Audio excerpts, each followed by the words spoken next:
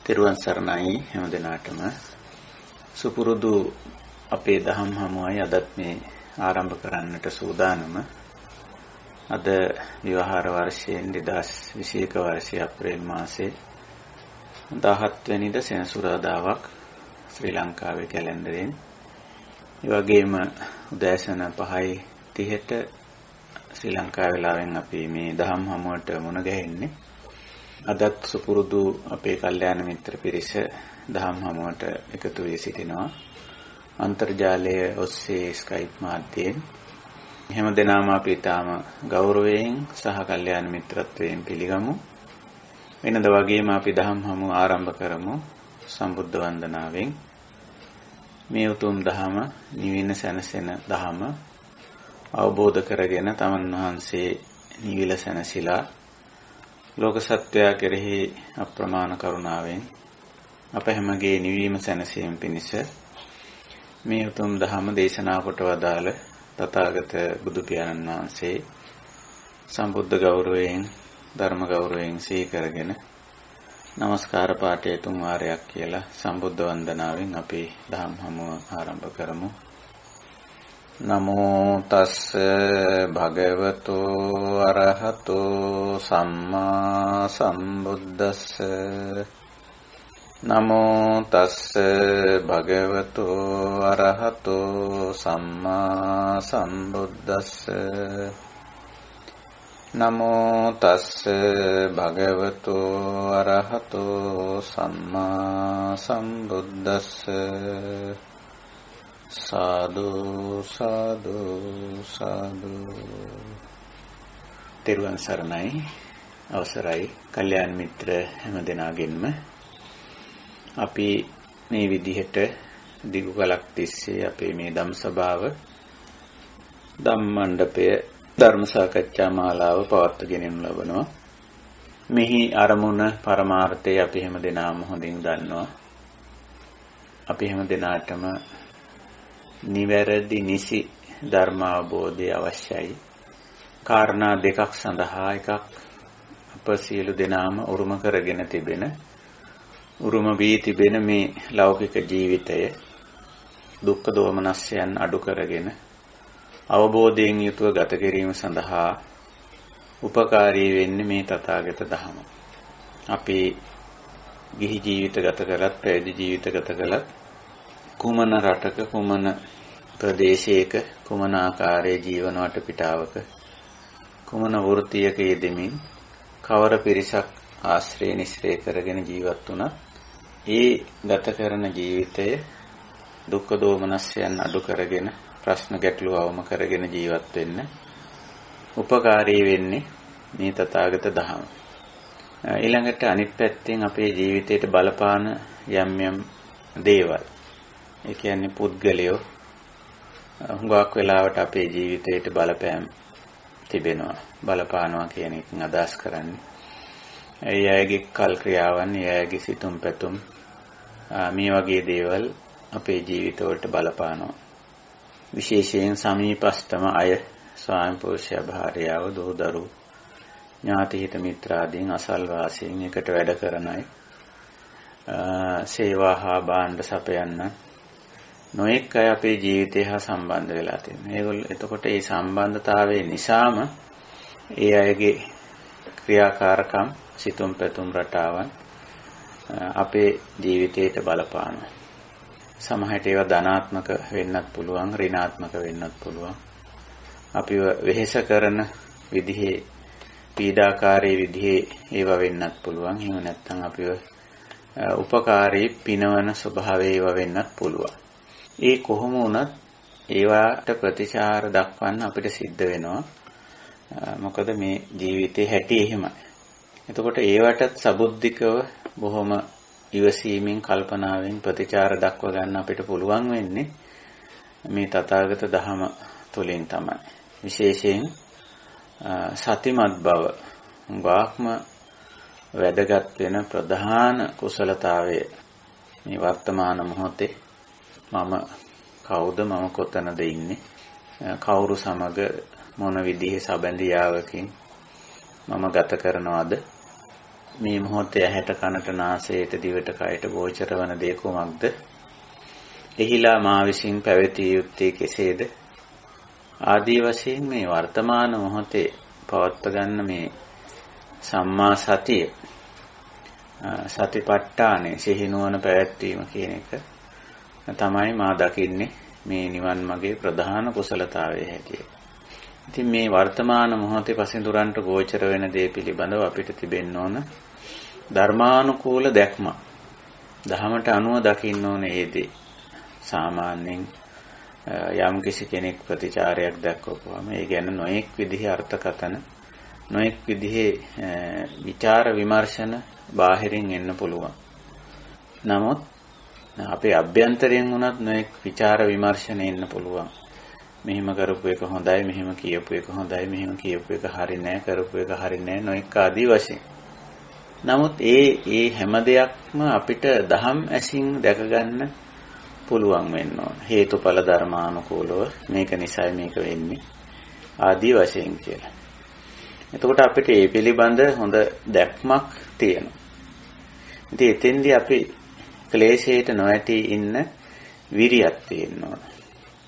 ඊරිය කියන එක විරිය සම්පොජ්ජංග සම්මා වායාම ආතාපි සම්මප්පදාන ඔය කියන වචන වලින් කියන්නේ ක්ලේශයට නොඇටි ඉන්න. ඒක හරි අමාරු වැඩක්, දුෂ්කර වැඩක්. පොඩ්ඩ එහෙම වුණ ගමන් නිකන් අතපසු වීමක් වෙනවා වගේ අපි ක්ලේශයට වැටෙනවා. හිතන විදිහ වැරදි විදියට හිතන්න පටන් ගන්නවා. වැරදි හැඟීම් ඇති කරගන්න. වැරදි විදිහේ වචන කියවෙනවා. වැරදි විදිහේ කායික ප්‍රතිචාර දක්වනවා.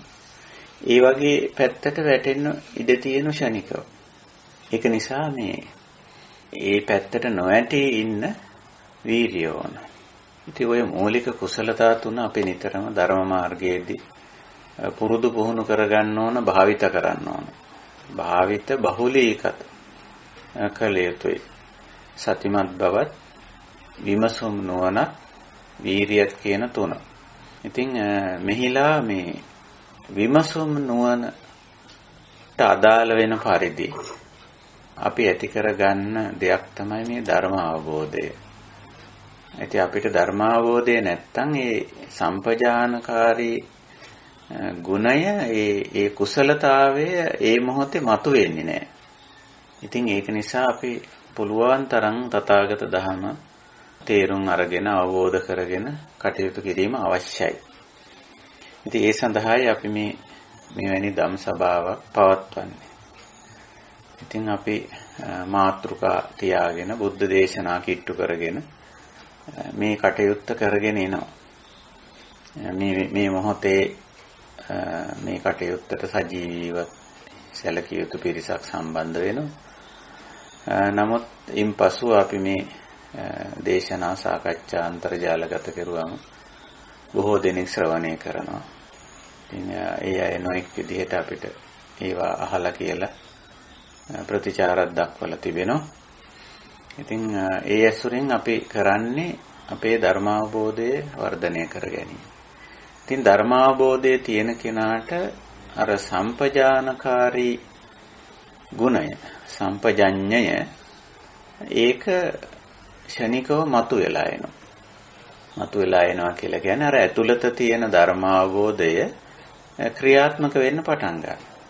උදාහරණයක් කිව්වොත් අපි හිතමු යම් කෙනෙක් යම් ප්‍රතිචාරයක් දැක්වුවා කියලා. ඉතින් වහාම වැටහෙනවා සිහිනුවන පවත්ව ගත්තොත් මේක නිසා වෙන්නේ නැති මෙහෙම කිව්වේ. මේක නිසා වෙන්නේ නැති මේක නොකිව්වේ. මේක නිසා මෙහෙම නිසා වෙන්නේ නැති මෙහෙම කළේ. මේ නිසා වෙන්නේ නැති මෙහෙම නොකළේ කියලා අර ලෝකයා කියන හේතු සාධක නෙවෙයි දහමට අනුව අපිට මේක වැටහෙනවා වහාම. ඉතින් එතකොට අපිට ඒ ප්‍රතිචාරය අයහපත් වුණොත් ඒකත් එක්ක නොගැටී ඉන්න, යහපත් වුණොත් ඒකත් එක්ක නොඇලී ඉන්න හැකියාව අපිට ලැබෙනවා. ඒක නිසා මේ ධර්මාවබෝධය, ධර්මතා පිළිබඳ අවබෝධය අතිශයින් වැදගත් වෙනවා මේ ධර්ම මාර්ගයේ ඉදිරියට යනකොට. ඉතින් ඒ සඳහා අපි මේ දහම් හමුවක් පවත්වන්නේ, එකතු වෙලා දම් සභාවක් පවත්වන්නේ. ඉතින් මේ කටයුතු වලට සම්බන්ධ වෙන අපේ කල්යාණ මිත්‍රයෝ, ඒ වගේම මේ වැඩපිළිවෙල දියත් කරන කල්යාණ මිත්‍රයෝ, ඒ වගේම අන්තර්ජාලයට මේවා ඇතුළත් කරලා ඒවා හැම දිනාටම අහන්න විමසන්න සලසන ඇත්තෝ හැමෝම කරන්නේ උතුම් ශාසනික මෙහෙවරක්. තම තමා වශයෙන් ගත්තම තම තමාගේ ධර්මාභෝධය වැඩි දියුණු කර ගැනීම. අනිත් පැත්තෙන් තවත් අයට ධර්මාභෝධය ඇති කරගන්න ඉඩ අවකාශ සැලසීම. ඒක තමයි අපේ ජීවිතේ අනුන් වෙනුවෙන් යමක් කරන්න පුළුවන් නම් බුද්ධ ශාසනයට අනුව ධම්ම දානං, ඒක තමයි උතුම්ම දානයේ හැටියට ශාසනය පෙන්වුම් කරලා තියෙන්නේ. ඉතින් ඒ කටයුත්තත් මෙහිලා සිද්ධ වෙනවා. හොඳයි, අපි මේ කරන කාර්යය පිළිබඳවත් එහි අදාළත්වයේ වටිනාකම් පිළිබඳවත් මම ඔය වචන කීපයක් මතක් කළේ. එතකොට මේ දිනවල අපේ මේ ධර්ම සාකච්ඡාවේ මාතෘකාව යථා භූතං ඥාන දස්සන, ඇති තතු දැකීම කියලා අපි මේ මාතෘකාව තියාගෙන තියෙනවා. ඉතින් ඇති තතු කියන එක හැමෝම දන්නවා. මේ ඇත්ත නැත්තම් පවතින දේ වෙන්නේ මේ වර්තමාන මොහොතේ ඇහැට පේන දේ, කනට ඇහෙන දේ, නාසයට දිවට කයට දැනෙන දේ, මනසට වැටහෙන දේ. ඒක උතනින් එහා පැත්තේ දෙයක් නැහැ. සමහර වෙලාවට කලින් අහලා දැකලා විඳලා වටහා ගත්ත දේවලුත් තියෙන්න පුළුවන්. ඒවා ඉතින් මතක් වෙනවා නම් එතකොට ඒක වර්තමාන වෙනවා. මතක් නොවෙනවා නම් ඒක වර්තමාන වෙන්නේ නැහැ. මේ මොහොතේ පසින්දුරන්ට සහ මනසට ගෝචර වෙන දේ වෙන්නත් පුළුවන්. එහෙම නැත්නම් කලින් පසින්දුරන්ට සහ මනසට ගෝචර වෙලා ඒක මතක ගබඩාවේ තිබිලා මේ මොහොතේ මතුවෙනවා වෙන්නත් පුළුවන්. ඉතින් ඔය දෙකෙන් එකක් තමයි වර්තමානයේ මේ දැන් පවතින දේ කියලා කියන්නේ. ඉතින් ඒක එහි ඇති තතු, ඇත්ත తත්වයේ දැකීම, ඇත්තෙහි ස්වභාවය. තතු යථා යම්සේද ඥාන දස්සන, ඥාණයෙන් ඒක දැකීම. ඕක අපි ඇති තතු දැකීම කියලා සිංහලෙන් සාමාන්‍ය විවහාරයෙන් භාවිතා කරනවා. ඉතින් මේ ඇති තතු දැකගන්නේ මොකටද? හැබෑම తত্ত্বය ඇති තතු නොදැක්කම අපි මේවට ප්‍රතිචාර දක්වන විදිය සමහර විට වෙනස් වෙන්න පුළුවන්. එතකොට ඒ අනුව දුක් ප්‍රශ්න ගැටලු ඇති වෙන්න බොහෝ වෙලාවට ඉඩ තියෙනවා. අන්නේ ගැටලුව මගහරවා ගන්න තමයි බුදුරජාණන් වහන්සේ ඇති තතු දකින්න අපිට මග පෑදුවේ. එහෙම දෙයක් කළේ. ඉතින් අපිත් මේ උත්සාහ කරන්නේ බුද්ධ දේශනා පදනම් කරගෙන ඒ ඇති තතු දැකීමටයි. එතකොට මේ මාතෘකාවෙන් අපි කරගෙන යන ධර්ම සාකච්ඡාවලදී අපි බුද්ධ දේශනා නැත්නම් සූත්‍ර දේශනා අපි කිට්ටු කරගෙන තිබෙනවා. මේ දිනවල අපි භාවිතා කරන්නේ නැත්නම් ඉදිරිපත් කරගෙන තියෙන්නේ සූත්‍ර පිටකයේ මජ්ක්‍ධිම නිකායේ උපරිපන්නාසකයේ දේවදහ වර්ගයේ ඇතුළත් මහා පුන්නම සූත්‍රය. එහි ප්‍රධාන දෙයක් සාකච්ඡා වෙන්නේ පංචස්කන්ධ, පංච උපාදානස්කන්ධ.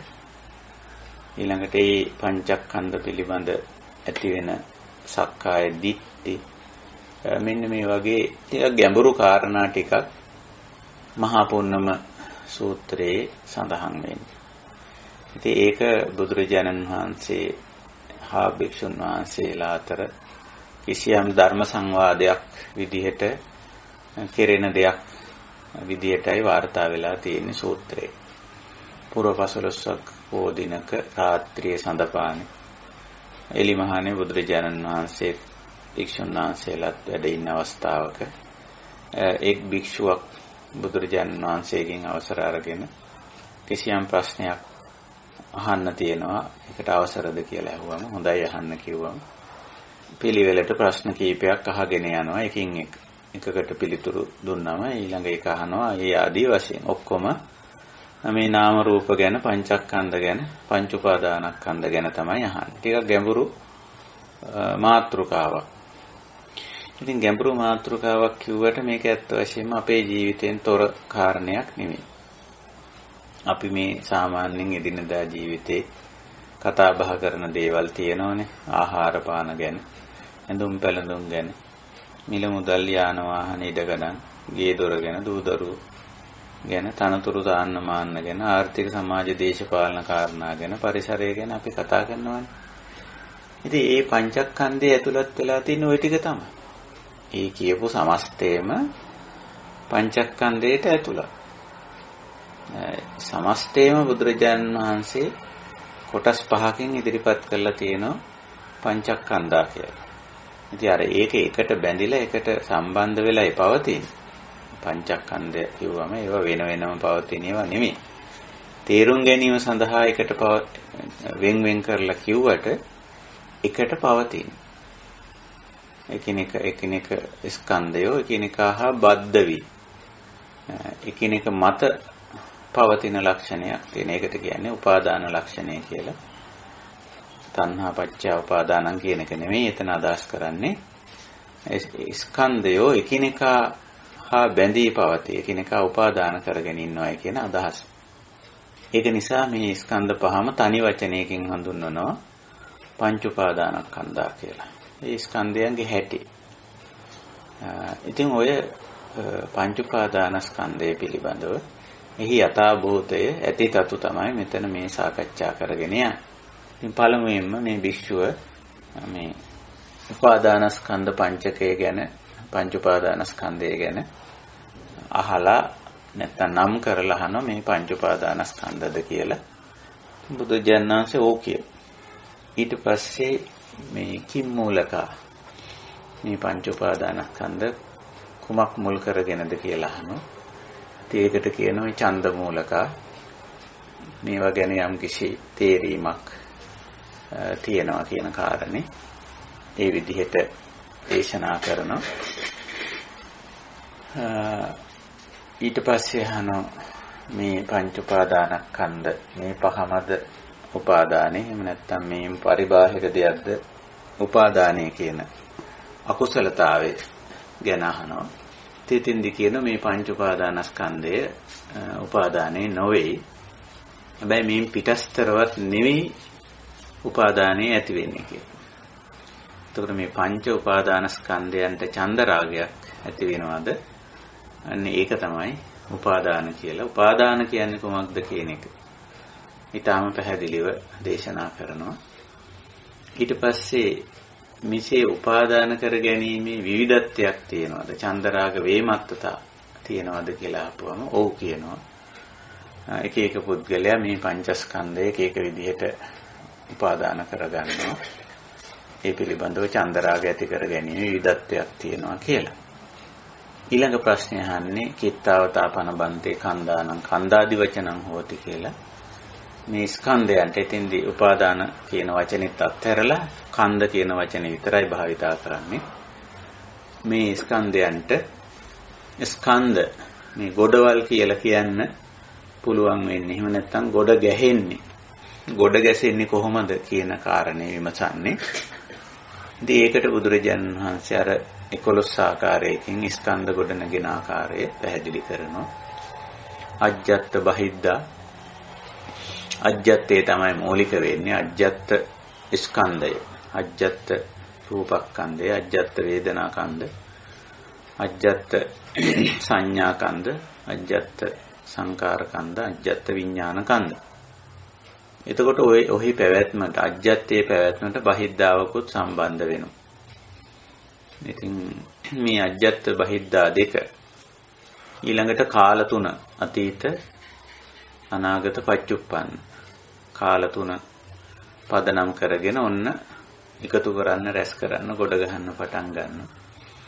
ඊළඟට ඒවයි තියෙන ඕලාරික ගුණ, සුකුම ගුණ, හීන, පනීත මේවත් අල්ලලා තව තවත් එකතු කිරීම රැස් කිරීම කරනවා. ඊළඟට ඒ රැස් කරගත්ත දේවල් වලින් කොටසක් සාන්තිකේ කොටසක් দূරේ. ඔහොම පවත්වාගෙන ඉතින් යනවා. පංච ස්කන්ධයක් එහෙමයි. හැම ස්කන්ධෙම මේ විදිහට තමයි ගොඩ නැගෙන්නේ, ගොඩ ගැසෙන්නේ සහ පවත්වාගෙන යන්නේ. ඉතින් ওই විදිහට මේ ස්කන්ධයන් ගොඩ නැගෙන ආකාරය, කඳු ගැහෙන ආකාරය තමයි මේ පැහැදිලි කරන්නේ.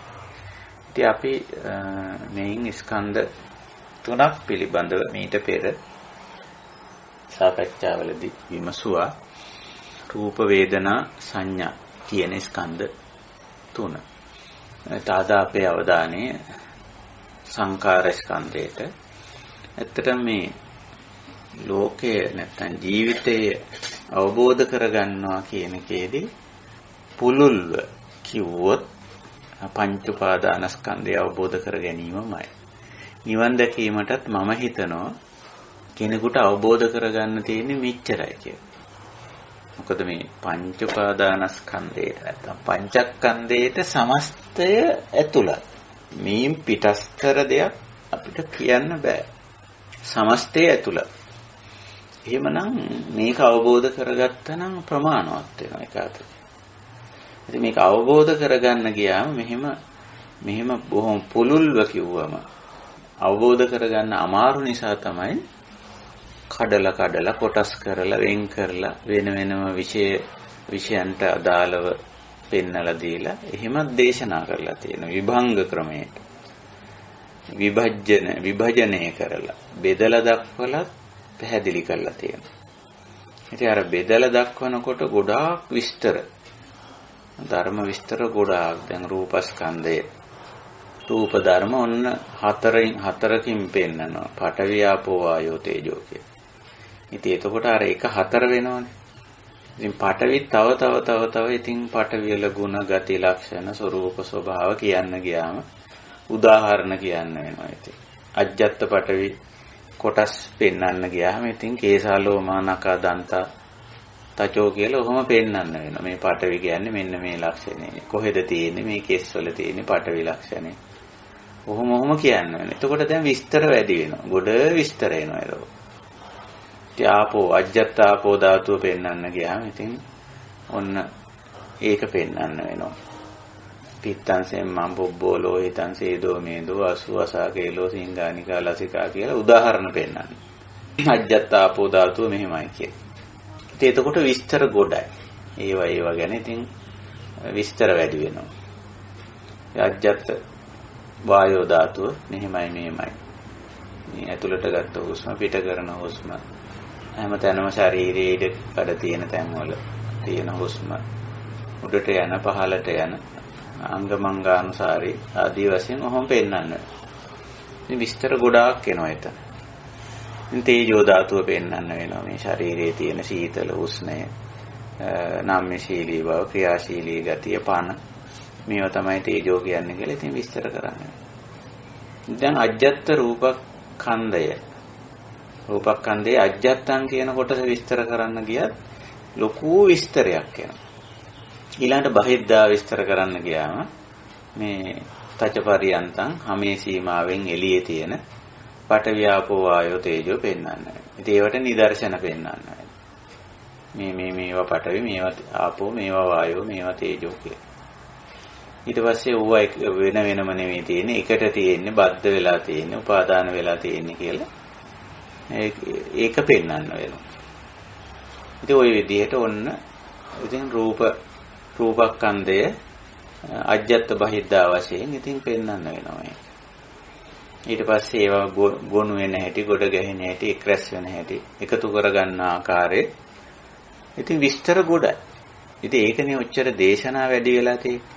මෙච්චර ගොඩාක් දේශනා මොකද කියලා ඇහුවොත් අර මෙහෙම සමස්තයක් හැටියට කිව්වම තේරෙන්නේ නැති අයට අරම විභජනය කරලා විභංග කරලා විස්තර කරලා කියන්න වෙනවා. එතකොට ඉතින් දේශනා වැඩි වෙනවා. ගොඩාක් දේශනා එනවා.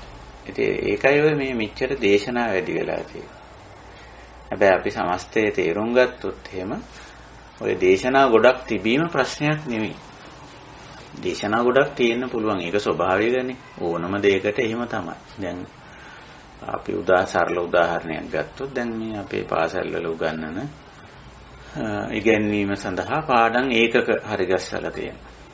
හැම විෂය මාලාවක් හදලා ඒ විෂය මාලාව ඇතුලේ පාඩම් ඒකක හදලා තියෙනවා. ඉතින් ඕක සමානයි. මුළු කොතනත් එකම දේ තියෙන්නේ.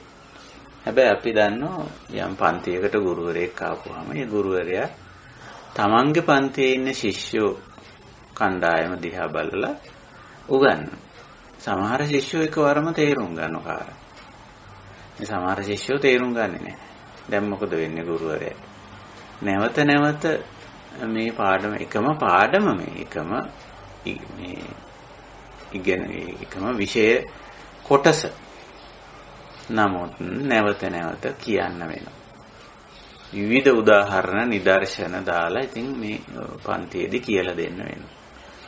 ඒ ශිෂ්‍යයන්ගේ තියෙන අත්දැකීමුත් අහලා ඒවටත් ගැලපෙන විදිහට. තව බැරි නම් අභ්‍යාස දෙන්න වෙනවා. මේ අභ්‍යාසය කරන්න එතකොට ඔයාට තේරෙයි කියලා. එහෙම නැත්නම් ප්‍රායෝගික වැඩ පවරන්න වෙනවා. ඉතින් මේ හැම ක්‍රියාකාරකමකින්ම ගුරුවරයා උත්සාහ කරේ මොකටද? අර එකම පාඩම් ඒකකය උගන්වන්න.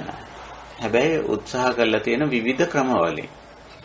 අන්නේ වගේ දෙයක් මේ අපි මේ අවබෝධ කරගන්න දේ පංචස්කන්ධ තමයි අපි එහි යථා ස්වභාවය තමයි අවබෝධ කරගන්නේ. නමුත් මේක තේරුම් කිරීමෙහිලා සෑහෙන ප්‍රයත්නයක් බුදුරජාණන් වහන්සේ දරලා තියෙනවා. ඒකට හේතුව මේ ශ්‍රාවකයාගේ අවබෝධයේ තියෙන විවිධත්වය. ඔය නානත්ත් සංඤී මිනිස්සුયો ගැන කියනකොට බුදුරජාණන් වහන්සේගේ දේශනාවක් අපිට හමු වෙනවා. නානත්ත් කාය නානත්ත් සංඤිනෝ කියලා. එතකොට මේ නානත්ත් සංඤී ස්වභාවය තමයි මෙතෙන්දි බලපාන්නේ. මෙච්චර මේ විවිධ විදිහට මේවා පැහැදිලි කරන්න හේතු වන්නේ අන්නේ. ඒක නිසා අපි ඔය මෙතරම් දේශනා තිබීම ගැන විශාල වශයෙන් දේශකයන් සිටීම ගැන ඒ අය ලියපු පොත්පත් බහුල වීම ගැන ඒව ගැන අපි එච්චර විමතියක් ඇති කරගන්න ඕනේ නැහැ. කලබල වෙන්න දෙයක් නැහැ. අප්‍රමාණ දේශකයෝ ඉන්නේ. දැන් වර්තමානයේ බලන්න පුදුම තරම් බණ කියන මේ ධර්මයේ පැහැදිලි කරන අය පුදුම ප්‍රමාණයක් ඉන්න කවදත් හිටියා ඒක ලෝකෙ. ඉතින් ඒ අයගේ දේශනා එකතු කරලා බැලුවොත් කොච්චරනම් තියෙනවද? ඔක්කොම අහන්න පුළුවන්ද මේ ජීවිත කාලේ? අහන්න ගියොත් ඒක තව අවුලක් වෙනවා කියලා මට නම් හිතේ. එහෙම තියෙන. ලියපු පොතපත බලන්න. ඔය තියෙන තරම් ධර්මයේ පිළිබඳ ලියලා තියෙන මේ පොත් කන්ද කියවලා ඉවර කරන්න පුළුවන්. එහෙම කියවිය යුතුද? ඒ සියලුම දේශකයන්ගේ සියලුම දේශන ඇසිය යුතුද? අවශ්‍ය නැහැ. ඉතින් මෙතෙන්දී තමන්ගේ පැත්තෙන් අපේ පැත්තෙන් බුදුරජාණන් වහන්සේ ඊටාම පැහැදිලිව කියලා තියෙනවා සුතමය ඥාණයෙන් එහාට තව වැඩ දෙකක් තියෙනවා. ඒ චින්තාමය සහ භාවනාමය කොටස. දැන් වර්තමානයේ අපිට හුඟක් අයගේ පේන්න තියෙන ලක්ෂණය තමයි සුතමය ඥාණයෙන් එහාට යන්නේ නැහැ. හුඟ දෙනේ. ඉතින් මේ සුතමය කාරණේ යෙදිලා ඉන්නේ. එක දේශකයෙක්ගේ දේශනා ටික අහලා තවත් එක්කෙනෙක්ගේ අහනවා, තවත් අයගේ අහනවා. ඔය ඔතනින් දැන් චින්තාමය පියවරට දෙවෙනි තුන්වෙනි පියවර වලට යන්නේ නැහැ. යන්නේ නැති වුණාම ධර්මාබෝධය වෙන්නේ නැහැ. මොකද අර සුතමය ඥාන මට්ටමේ ඉන්න පුද්ගලයා නිතරම අනිකාගේ අදහස මත විතරක් පවතින කෙනෙක්.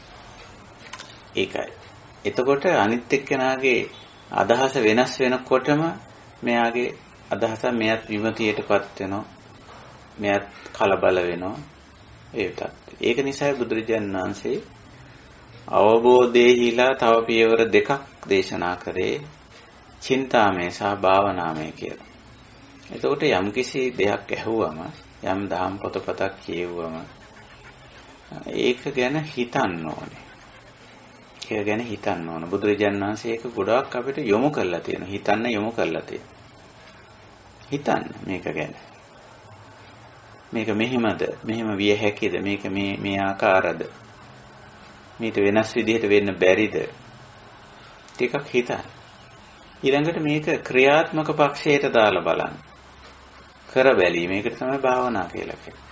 එතකොට ඒ පියවර දෙකට නොයන කෙනෙකුට ප්‍රත්‍යක්ෂය ලැබෙන්නේ. සුතමේ ඥාණයෙන් ප්‍රත්‍යක්ෂය එන්නේ නැහැ කවදාවත්. සුතමේ ඥානෙ තියන අය සමහර අය හිතාගෙන ඉන්න තමන් දහම ප්‍රත්‍යක්ෂ කරගෙන ඉන්නවා කියලා.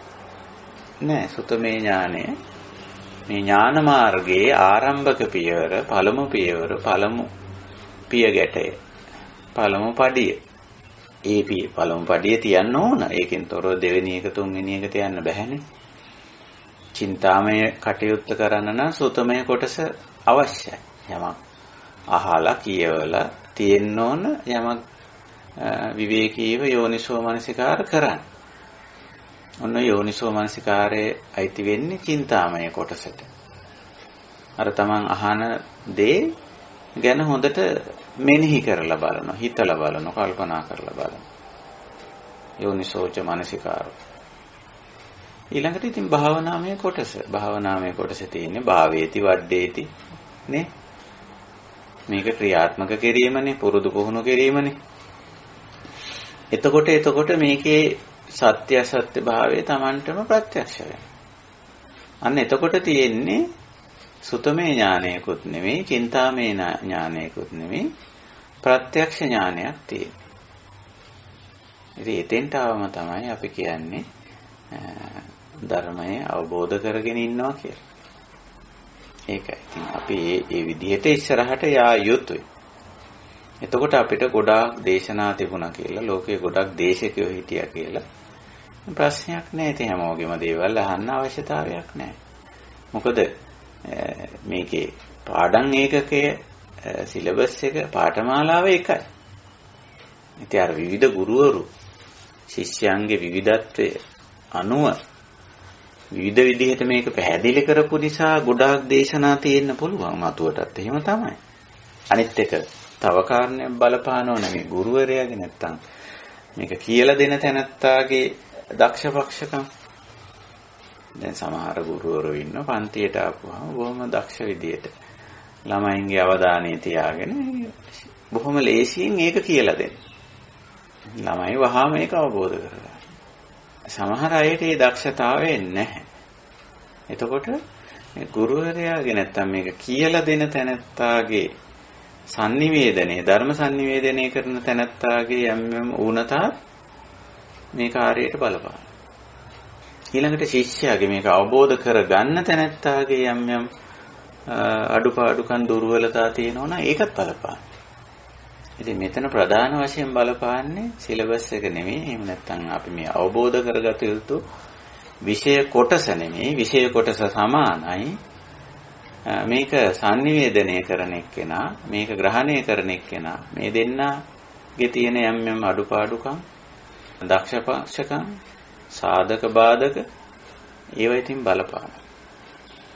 ඒ අනුව තමයි අපිට මේ ධර්මාවබෝධයේ යම් වෙනස්කම් හිටලා තියෙන්නේ. ඉතින් කොහොම නමුත් අපි මේ කතා බහ කරන දේවල් අපි හොඳට සාවධාන වෙලා තේරුම් ගමු. ඒ වගේම චින්තාමය භාවනාමය පැත්තට ගිහිල්ලා බලමු. එතකොට ඒවා අපිට ප්‍රත්‍යක්ෂ වෙනවා. හොඳයි, අපි අපේ මාතෘකාවට එළඹෙනවා. එතකොට අර මහා පුන්නම දේශනාවේ අර භික්ෂුව බුදුරජාණන් වහන්සේගෙන් අහනවා හතර වෙනුව පස් වෙනුව කිත්තාවතාපන බන්තේ කන්දානං කන්දාදි වචනං හෝති. ස්වාමීනි, මේ සමස්තය පහකට ගොනු කරලා දක්වනෝනේ පංචස්කන්ධ කියලා. එතකොට මේ එක් ස්කන්ධයක් අපිට පනවන්න පුළුවන්කම තියෙන්නේ කොහොමද? කොහොමද මේක සකස් වෙන්නේ, ගොඩ ගැහෙන්නේ කියලා. එතකොට අර 11 ආකාරයෙන් තමයි මේක පැහැදිලි කරන්නේ. හැම ස්කන්ධයක්ම පැහැදිලි කරන්නේ එකම විදිහට. ඉතින් දැන් අද අපේ අවධානය සංඛාරස්කන්ධයට. ඉතින් සංඛාරස්කන්ධය පැහැදිලි කරන්නේත් ඒ විදිහටමයි. ඒකේච සංඛාරා අතීත අනාගත පච්චුප්පන්නා අජ්ජත්තං වා බහිද්ධා වා ඕලාරිකා වා සුකුමා වා හීනා වා පනීතා වා යේ දූරේවා සම්තිකේවා අයං සංඛාරක්ඛන්தோ කියලා. එතකොට සංඛාර කියන්නේ මොකද්ද කියලා වෙනත් තැන්වල බුදුරජාන් වහන්සේ පැහැදිලි කරලා තියෙනවා. කන්ද වර්ගයේ කන්ද සූත්‍රයට ගිහිලා බැලුවොත් එතෙන්දී සංඛාර පැහැදිලි කරනවා. කතමාච බික්කවේ සංඛාරා. සංඛාර කියන්නේ මොනවද? එතෙන්දී පැහැදිලි කරනවා. සංඛාරය anu සංචේතන. රූප සංචේතන, ශබ්ද සංචේතන, ගන්ධ සංචේතන, රස සංචේතන, පොට්ටබ්බ සංචේතන, ධම්ම සංචේතන. අයං සංඛාරා. මේ සංඛාරා කියලා මේවා තමයි සංඛාර කියන්නේ. එතකොට මේ සංඛාරවල මූලිකම ස්වરૂපය තමයි මේ සංචේතන, චේතනය කිරීම. හිතනවා කියලා කියන්නේ අපි. යම් එහෙම නැත්නම් යම් සංකල්පයක් ඇති කරගන්නවා, අදහසක් ඇති කරගන්නවා කියන එක. ඒක තමයි සංඛාරයක් කියන්නේ.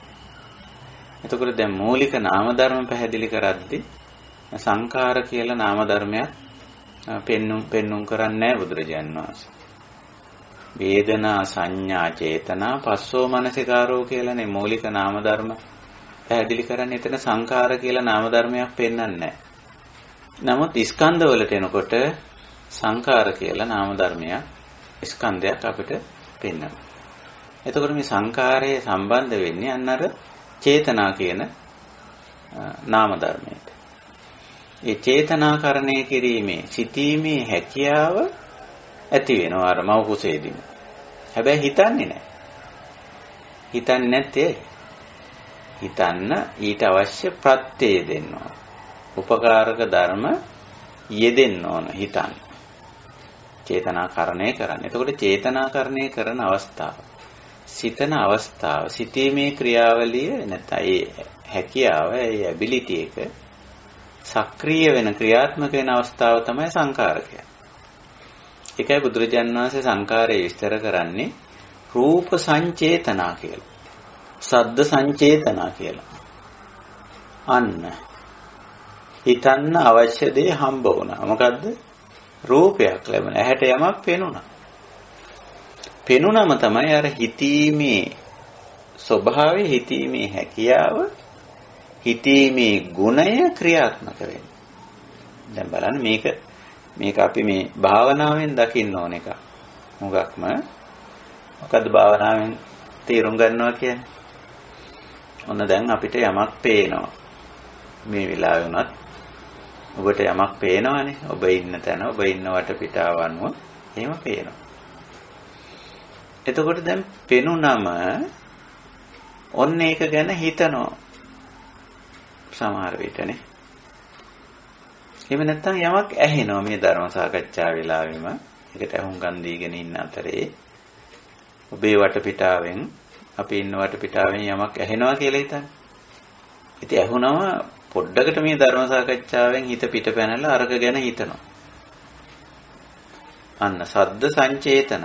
මොකක්ද මේ සද්දේ කියලා ශනිකව ඒකට අවධානය ගිහිල්ලා පොඩ්ඩක් හිතන්න.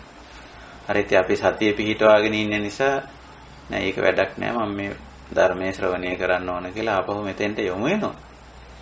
මේ ශබ්දයට යොමු වෙනවා. හැබැයි මේ ශබ්දය දැන් මගේ කටහඬත් ඔබට ඇහෙන්නේ ශබ්දයක් විදියටනේ. ඉතින් ඒ ශබ්දයට අවධානය තියාගෙන ඉන්නවා. තියාගෙන ඉන්නවා ඒ ශබ්දේ තේරුම් ගන්න. මා කියන දේ තේරුම් ගන්න. ඔය අතර වෙන ශබ්දයකුත් ඇහෙනවා. ඒක ඉතින් ලෝක ස්වභාවයනේ. අපිට සියලු ශබ්ද නතර කරලා මේ ශබ්දේ විතරක් තියාගෙන ඉන්න බෑනේ. එතකොට අර ශබ්දයට හිත යනවා. ගිහිල්ලා පොඩ්ඩක් හිතනවා. අර හිත යන්නේකට අපි කියන්නේ සෝත විඥාන කියලා. ඒ ගැන පොඩ්ඩක් හිතනකොට ඒකට කියන්නේ ශබ්ද සංචේතනා කියලා. අන්න සංකාරය පටන් ගත්තා. ඉතින් ඒක හරි ස්වභාවිකයි. මේ සංකාරය සංචේතනාව ස්වභාවික සංසිද්ධියක්. ඒක මේ කාගේවත් වැරැද්දක්වත් අඩුපාඩුවක්වත් දෝෂයක්වත් එහෙම එකක් නෙමෙයි. පටිච්ච සමුප්පන්නයක් හේතුඵල ධර්මතාවයක්. ඉතින් එහෙම වෙනවා. ඉතින් ඔය ඇහෙන තරම් ශබ්ද ගැන හිතන එක, පේන රූප ගැන හිතන එක, දැනෙන ගන්ධ රස පහස ගැන හිතන එක. ඉතින් ඕක ස්වභාවයනේ. ඉතින් ඕක අපි කරන්නේ ඉතින් ඔය තරම් හිත ඔය විසිරෙන්න දෙන්නේ නැතුව එක දෙයකට හිත යොමු කරගන්න අපි පුරුදු පුහුණු වෙනවා. එතකොට අපිට එක දෙයකට අවධානය යොමු කරලා ඒ දේ ගැන ඒ දේ තේරුම් ගන්න, ඒ දේ අවබෝධ කරගන්න පුළුවන්. ඕනනම් ඒ ඔස්සේ හිතන්න අපි පුරුදු කරගන්න පුළුවන්. ඒ දේ ඔස්සේ දිගට හිතන්න අපිට පුරුදු කරගන්න පුළුවන්. එහෙම හැකියාවක් අපිට තියෙනවා. එතකොට මේ සංචේතන ගතියටයි සංඛාර කියන්නේ. සංචේතනා සංඛාරා මොන සංචේතනාද? රූප සංචේතනා, ශබ්ද සංචේතනා, ගන්ධ සංචේතනා, රස සංචේතනා, පොට්ටබ්බ සංචේතනා, ධම්ම සංචේතනා. ඉන්ද්‍රියකට අරමුණක් හමු වුණාම ඒක මත පදනම් වෙලා හිතන ගතිය හිතන්න පටන් ගන්න. යම් සිටිවිල්ලක් ඇති කරගන්න. අන්න සංඛාර. ඒක තමයි සංඛාර කියන්නේ.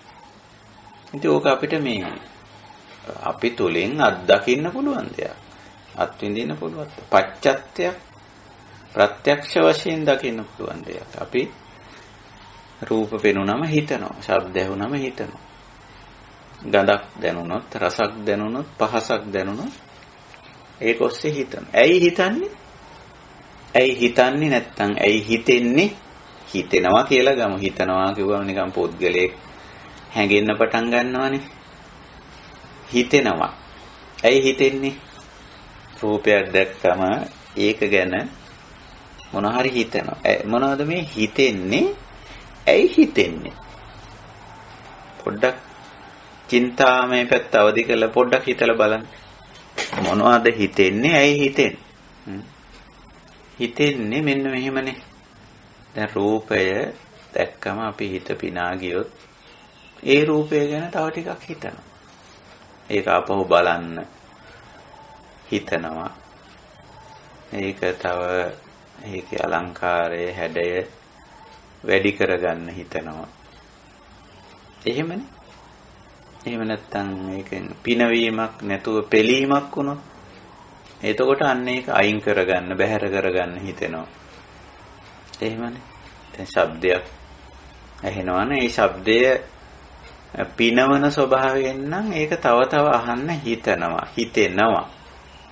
මේ ශබ්දේ පෙළෙන ස්වභාවයෙන් නම් යුක්ත නම් මොකද කරන්නේ?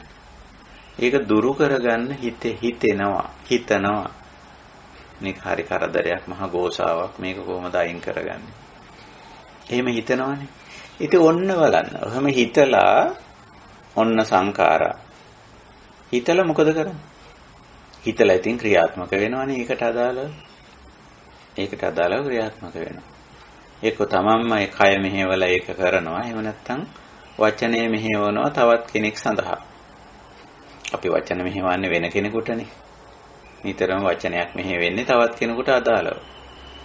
තමන්ට වචන කියාගන්නේ නැහැ නේ අපි. දැන් මට වචනේ මොනවද කියන්නේ නැහනේ. එහෙම අවශ්‍යතාවයක් නැහනේ.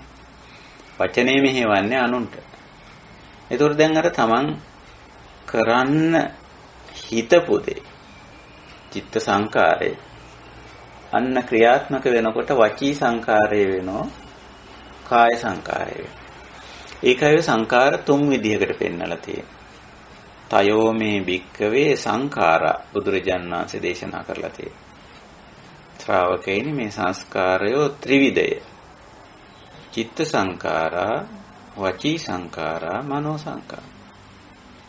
සිතනවා, කියනවා, කරනවා. හැබැයි මේකේ මූලික අවස්ථාව නිතරම සිතවිල්ලක් විදියට තියෙනවා. හිතලා ඊට පස්සේ කියන්න හිතෙනවා. ඒක සිතවිල්ල. ඊට පස්සේ කරන්න හිතෙනවා.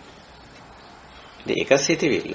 ඒක නිසා සංකාරයක මූලික අවස්ථාව නිතරම සිතවිල්ල. චේතනාවක්, සංචේතනාවක් ඒක. යමක් සම්බන්ධ වී ඇති වෙන චේතනාව. මොකක් සම්බන්ධ වෙලාද? රූපය සම්බන්ධ වෙලා ඇති වෙන චේතනාව. ශබ්දය සම්බන්ධ වෙලා ඇති වෙන චේතනාව. ගන්ධය, රසය, ස්පර්ශය සම්බන්ධ වෙලා ඇති වෙන චේතනාව. මනසට වැටහුණු කාරණේ සම්බන්ධ වෙලා ඇති වුණු චේතනාව. අන්න. නිතරම මේක චේතනාව. ඉතින් ওই චේතනා මට්ටමෙන්ම තිබිලා අවසන් වෙන අවස්ථාවක් තිබෙනවා. සංකාරය නිරෝධ වෙන වෙලාවලුත් තියෙනවා. සංකාරයේ වය වෙලා යනවා. එහෙම නැත්නම් මේක වචී සංකාරය වෙන වෙලාවල් තියෙනවා, කාය සංකාර වෙන වෙලාවලුත් තියෙනවා. දැන් බලන්න අපි කොච්චර දවසකට කතා කරනවද කියලා. කොච්චර කතා කරනවද? ඊට පස්සේ අතපය ක්‍රියාත්මක කරලා කොච්චරනම් වැඩ කරනවද බලන්න. ඉතින් සංකාරම තමයි. චිත්ත සංකාර, වචී සංකාර, කාය සංකාර. සංකාරම තමයි. ඉතින් නිදා ගන්න වෙලාව විතරයි සංකාර නැත්තේ. ඒත් නිින්දේ ටිකක් දුර යනකම් චිත්ත සංකාර කර කර ඉන්නේ. ඊට මට අවල් එක කරන්න තියෙනවා, මේක කරන්න තියෙනවා, මේක කරන්න තියෙනවා. අද මේවා කෙරුවා නේද, මේක කරන්න බැරි වුණා නේද? අර ඉතින් හිතනවා. අර වම්මික සූත්‍රයේදී අර දේශනා වෙන්නේ මේ පංචස්කන්ධය ගැනම. එතන වම්මික සූත්‍රයේදී කියන්නේ රැයට දුන් දමනවා, දවල්ටපත් වෙනවා කියන්නේ. රැයට දුන් දමනවා කියලා කිව්වේ එතන මේ අර හුඹහ රැයට දුන් දමනවා, දවල්ටපත් වෙනවා කියලා කිව්වේ. රැයට දුන් දමනවා කිව්වේ මනෝ සංකාර. මනෝ සංකාර. ඒක කොහොම හිතනවා ටිකක්. දවල්ටපත් වෙනවා කිව්වේ වචී සංකාරයි, කාය සංකාර. කායික ක්‍රියා, වචන භාවිතය. ඒක මේ කිව්වේ. අර නිකන් හංගල වගේ කිව්වේ කාරණා. ඉතින් ඔය විදිහට බලන්න දවසකට කොයිතරම්නම් හිතනවද, කතා කරනවද, කය මෙහෙवला ඒවා ක්‍රියාත්මක කරනවා. සංකාර. ඉතින් දැන් සංකාර කන්දක් අපිට පනවන්න පුළුවන් හරිය ලස්සන. අජ්ජත්තං වා හරිම පැහැදිලි. ඒකේචි සංඛාරා අජ්ජත්තං වා තමා වශයෙන් සලකන දේවල් ටික තමන් හිතනවා, තමන් කතා කරනවා, තමන් ක්‍රියා කරනවා. අන්නේ ටික සංඛාරවල අජ්ජත්තං කොටස. අජ්ජත්තං.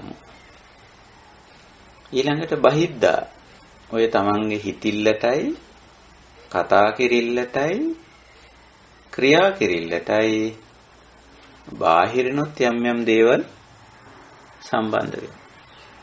එහෙම ස්වરૂපයක් තියෙනවා. එහෙමනේ. අපේ හිතිල්ලට බාහිරින් සම්බන්ධ වෙනවනේ යම් කිසියක්. එහෙම තියෙනවා. බාහිර රූප, ශබ්ද, ගන්ධ, රස, පොට්ටබ්බ දාන. ඕවනේ. එහෙම නැත්නම් පුද්ගලයෝ. අපි ඉතින් හිතනවනේ අනිත් අය අල්ලගෙන හිතනවනේ. ධර්මවල ගැන හිතනවා, කාම පුරුෂෝ භාර්යාව ගැන හිතනවා. හිතනවා. හිතිල්ලේ බාහිර කොටසුත් තියෙනවා බහිද්දා වගේ. මේ තමන් ගැන හිතනවා විතරක් නෙමෙයි. අනිත් අය ගැනත් හිතනවා. නේ?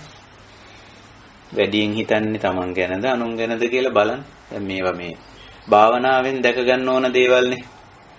මේ හිතන එක වැරද්දක් ඇති එහෙම එකක් නැහැ. හිතන එක ධර්මතාවය. සංකාරයේ ධර්මතාවය. ඉතින් තමන් ගැනත් හිතනවා, අනුන් ගැනත් හිතනවා. සමහර කාලවල තමන් ගැන තමයි වැඩිපුර හිතන්නේ. සමහර කාලවල අනුන් ගැන හිතනවා. වැඩිපුර ඉතින් ධර්මවල ගැන, ගෙවල් දොරවල් ගැන, ඒකී ආරක්ෂාවල් ගැන, ආර්ථික සමාජ දේශපාලන කාරණා ගැන හිතනවා. ඉතින් ඔය සංකාර තමයි. සංකාර තමයි. හිතනවා. චිත්ත සංකාර. ඉතින් ඒව ගැන කතා කරනවා. බාහිර මේ අයගේ දේවල් වලට හරියට කතා කරනවා, මැදිහත් වෙනවා. කතා කරනවා. ඊට පස්සේ බාහිර අයගේ දේවල් වලට ඒ ක්‍රියාත්මකත් වෙනවා. බාහිර අයගේ විතරක් නෙමෙයි, වටපිටාවේ දේවල් වලට ක්‍රියාත්මක වෙනවා නේ. බහිද්දා සංකාර. ඒක බලන්න ඔය විදිහට වෙන්නේ නැද්ද කියලා. ඔය සංකාර වැඩේට ඔන්න කාල තුන දා ගන්නවා. අතීතං අනාගතං පච්චුප්පන්නා. අද මේ ටික කරන්න ඕන, අදම කරන්න ඕන, අදම කියන්න ඕන, අදම හිතන්න ඕන, පච්චුප්පන්න. අතීතං ඊයේ මෙහෙම හිතුවා, කෙරුවා, කිව්වා. ටිකක් තියෙනවා. ඊට මෙහෙම කරන්න තියෙනවා, හිතන්න තියෙනවා, කරන්න තියෙනවා, කියන්න තියෙනවා. අනාගතං කාල තුන දාලත් මේ වැඩේ කරනවා. හැබැයි කාල තුන දැම්මට කරන්නේ නම් හැබැයි වර්තමානයේ. ওই සංකාර කියන්නේ අර රූප වගේ නෙමෙයි. වේදනා, සංඥා, සංකාර, විඥාන කියන ස්කන්ධ පංචකයම කාල තුන දැම්මට කෙරෙන්නේ වර්තමාන. දැන් බලන්න කලින් නැත්තම් ඊයේ මම මෙහෙම හිතුවා, මෙහෙම කිව්වා, මෙහෙම කෙරුවා. ඒක ඇත්තනේ. එහෙම දෙයක් වුණා. අද මම මෙහෙම හිතනවා, කියනවා, කරනවා. හෙට මම මෙහෙම හිතනවා, කියනවා, කරනවා. දැන් ඔය කාල තුනට දැම්මට මොකද? ඔය වැඩ තුනම කරන්නේ වර්තමානයේනේ. වර්තමාන.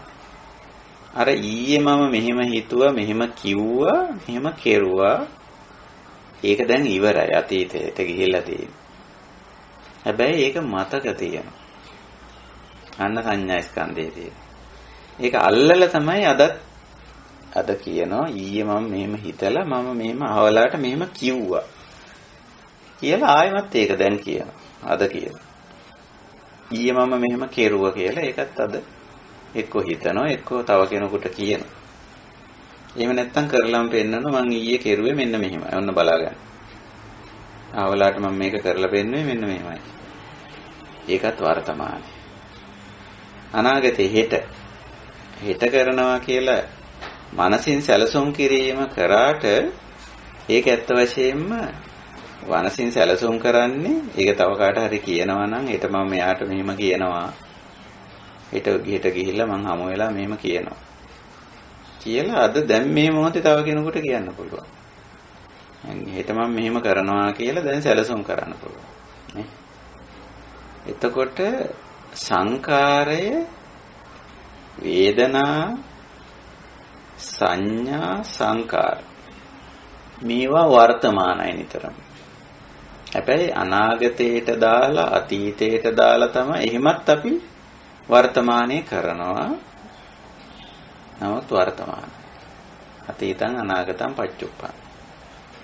ඉතින් අර හීනං පනීතං ඕලාරිකං සුකුමං විදිහටත් ඕව කෙරෙනවා ඉතින්.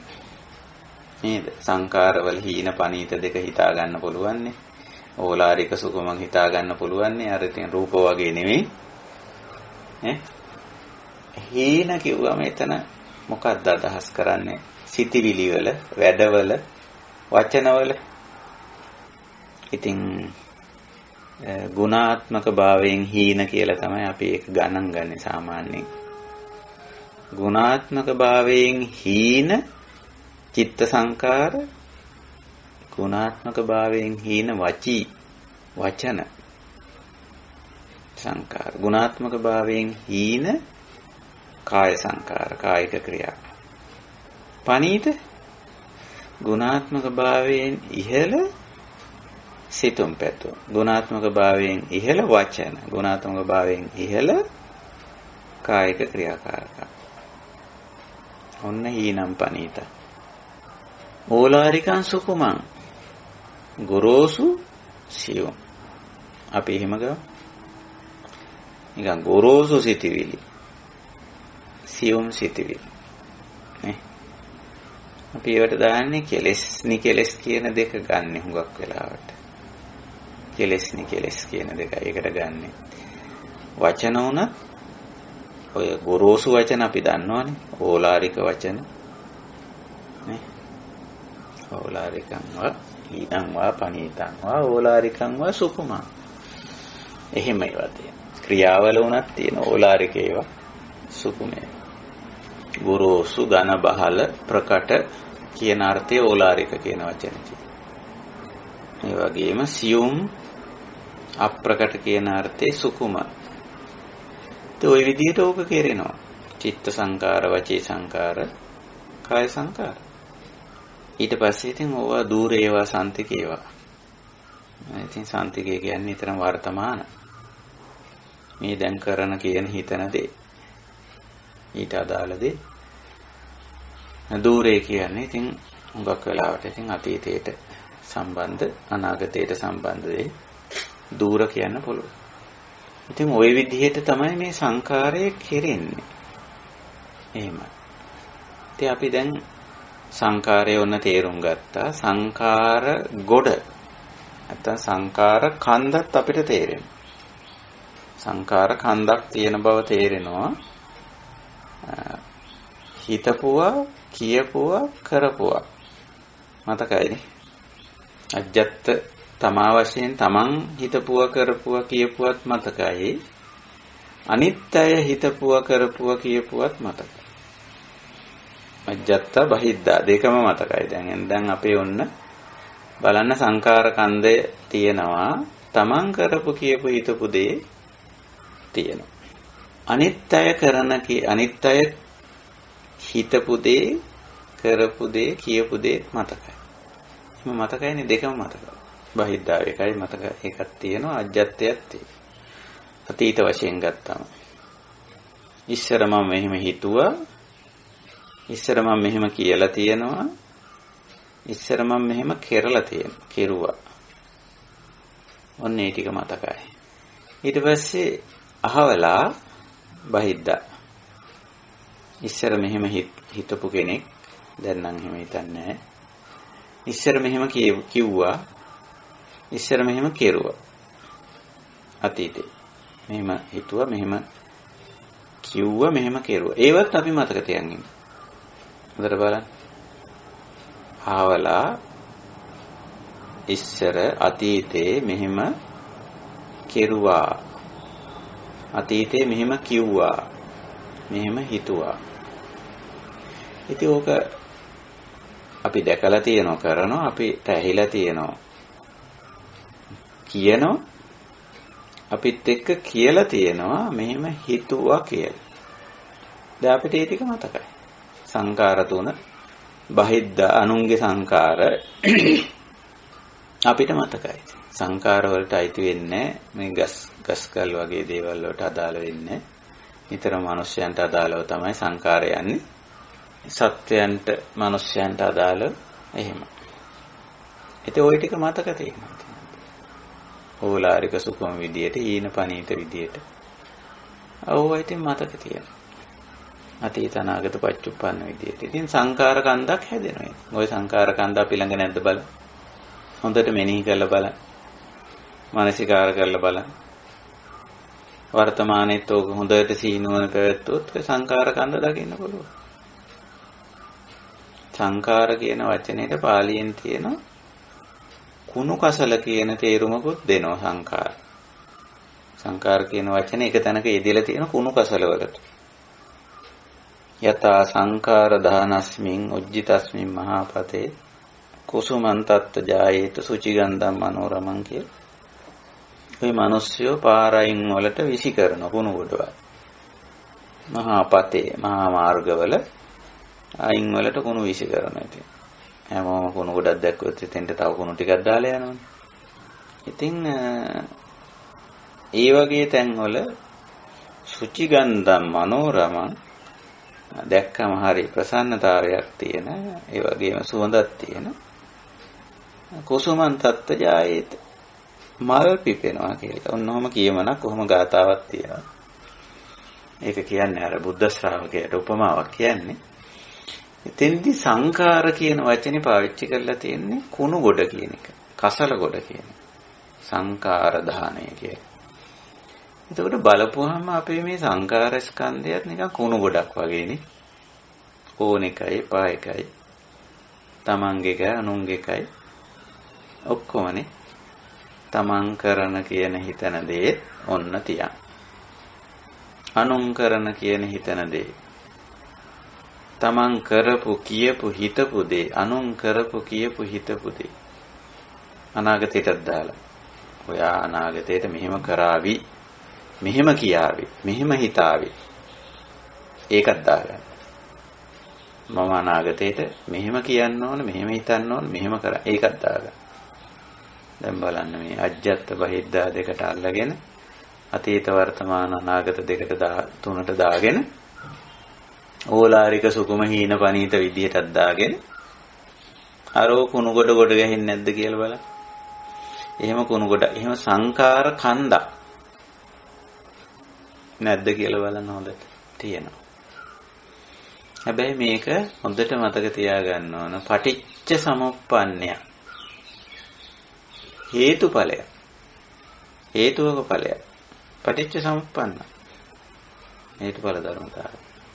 ඉතින් ඔන්න ඔය විදිහට සංකාර කන්දත් අපි හොඳට තේරුම් ගන්න. ඊළඟ ප්‍රශ්නේ තමයි මොකටද ඕක තේරුම් ගන්නේ? මොකද බුදුරජාණන් වහන්සේ ඔහොම එකක් දේශනා කෙරුවේ. අපිත් මේ සංඛාර කන්ද තේරුම් ගන්නේ ඇයි? මොකක්ද ඒක ඌමනාව? මොකක්ද ඒක අවශ්‍යතාවය? අන්න ඒක තමයි වැදගත්ම ප්‍රශ්නේ. වැදගත්ම කාරණේ අපි තේරුම් ගන්න ඕන. මේ සංඛාරවල තියෙනවා කොටස් දෙකක්. චේතනාවලදී මේක හොඟටම පැහැදිලි. දැන් සංඛාර කියන්නේ චේතනානේ මූලික වශයෙන්. එතකොට කොටස් දෙකක් තියෙනවානේ. කුසල චේතනා, අකුසල චේතනා. නැත්තම් කුසල සංඛාර, අකුසල සංඛාර. මොම චේතනාවට මෙන් එහාට ගියාම සංඛාර වෙනකොට තුනම ඇතුළත් වෙන්නේ. කාය සංඛාර, වචී සංඛාර, චිත්ත සංඛාර. චේතනා කියනකොට ඉතින් චේතනා මට්ටමින් විතරයි. එතකොට මේ චේතනා කොටස් දෙකකට වැටෙනවා. කුසල චේතනා, අකුසල චේතනා. නැත්නම් කුසල සංඛාර, අකුසල සංඛාර කියලා. මේන් දුක්ඛෝදයන් දුක්ඛ විපාකං දුක උදා කරන්නේ දුක් සහගත ප්‍රතිඵල ළඟා කරලා දෙන්නේ මොන චේතනාද මොන සංකාරද? කුසලද අකුසල සංකාරද අකුසල සංකාරද? කුසල චේතනාද අකුසල චේතනාද? කුසල සහගත කායික හැසිරීමද අකුසල සහගත කායික හැසිරීම? කුසල සහගත වචනද අකුසල සහගත වචනද? දුක්ඛෝදයන් දුක්ඛ විපාකං දුක උදා කරන්නේ දුක මතු කරන්නේ දුක් සහගත ප්‍රතිඵල විපාකං කිවේක ප්‍රතිඵල අප කරාගෙන ඉන්නේ මොකද්ද උතේ? ඉතින් දැන් අපි දන්නවා පැහැදිලිවම අකුසල සංස්කාර තමයි දුක්ඛෝදයන් දුක්ඛ විපාකං දුක උදා කරන්නේ දුක් සහගත ප්‍රතිඵල අප කරා පමුණවන්න විඳවන්න සිද්ධ වේ. ආන්න අපිට අවශ්‍ය තැනට ආවා. දුක හා සම්බන්ධ වුණා මේක. පළමු ආර්ය සත්‍යයට සම්බන්ධ වුණා. ඔන්න දැන් අපි පළමු ආර්ය සත්‍යය දැක්කා. ඉදන් දුක්ඛං අරිය සත්‍යං. කොහොමද දැක්කේ? අකුසල සංස්කාර දුක උපදවනවා. අන්න සංඛාර දුක්ඛය. අන්න සංඛාර දුක්ඛය. දැක්කා මේ අකුසල මනෝ සංකාර, අකුසල කාය සංකාර, අකුසල වචී සංකාර දුක්ඛෝදයන් දුක්ඛ විපාක. එහෙනම් ඔන්න අපිට අපේ කෘත්‍යයක් තේරෙනවා. කෘත්‍යයක් තේරෙනවා. මොකද්ද? එහෙනම් මේ අකුසල සංකාර නිරෝධ කරන්න ඕන. මොකද්ද නිරෝධ කරනවා කියන්නේ?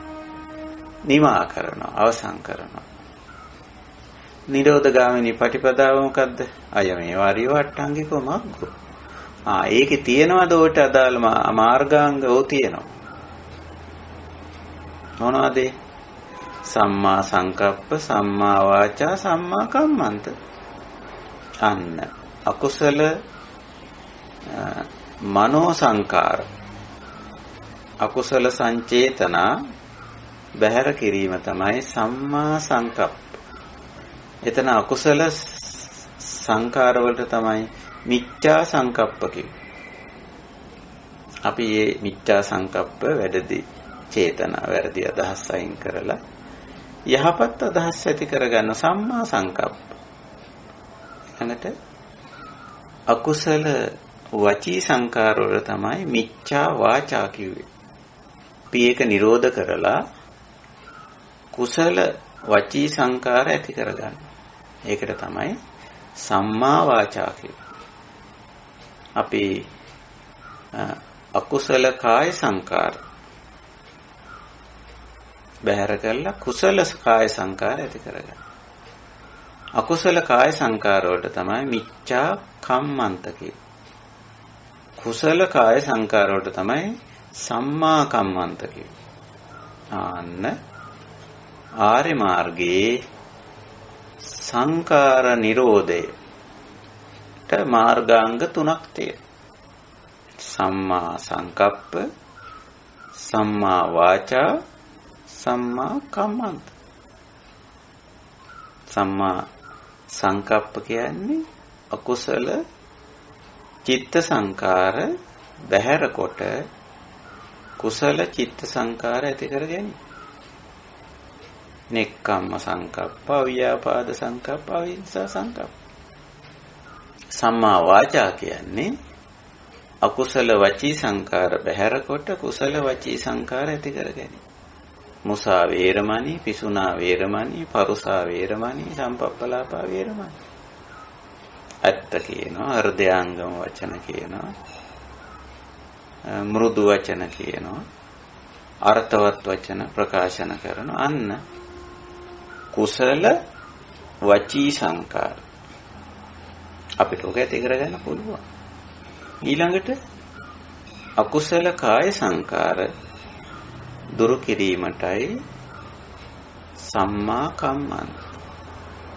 කය මෙහෙवला වැඩ කරද්දී යහපත්ව කරනවා. පානාතිපාතා වේරමණී, අදින්නා දානා වේරමණී, කාමේසු මිච්ඡාචාරා වේරමණී.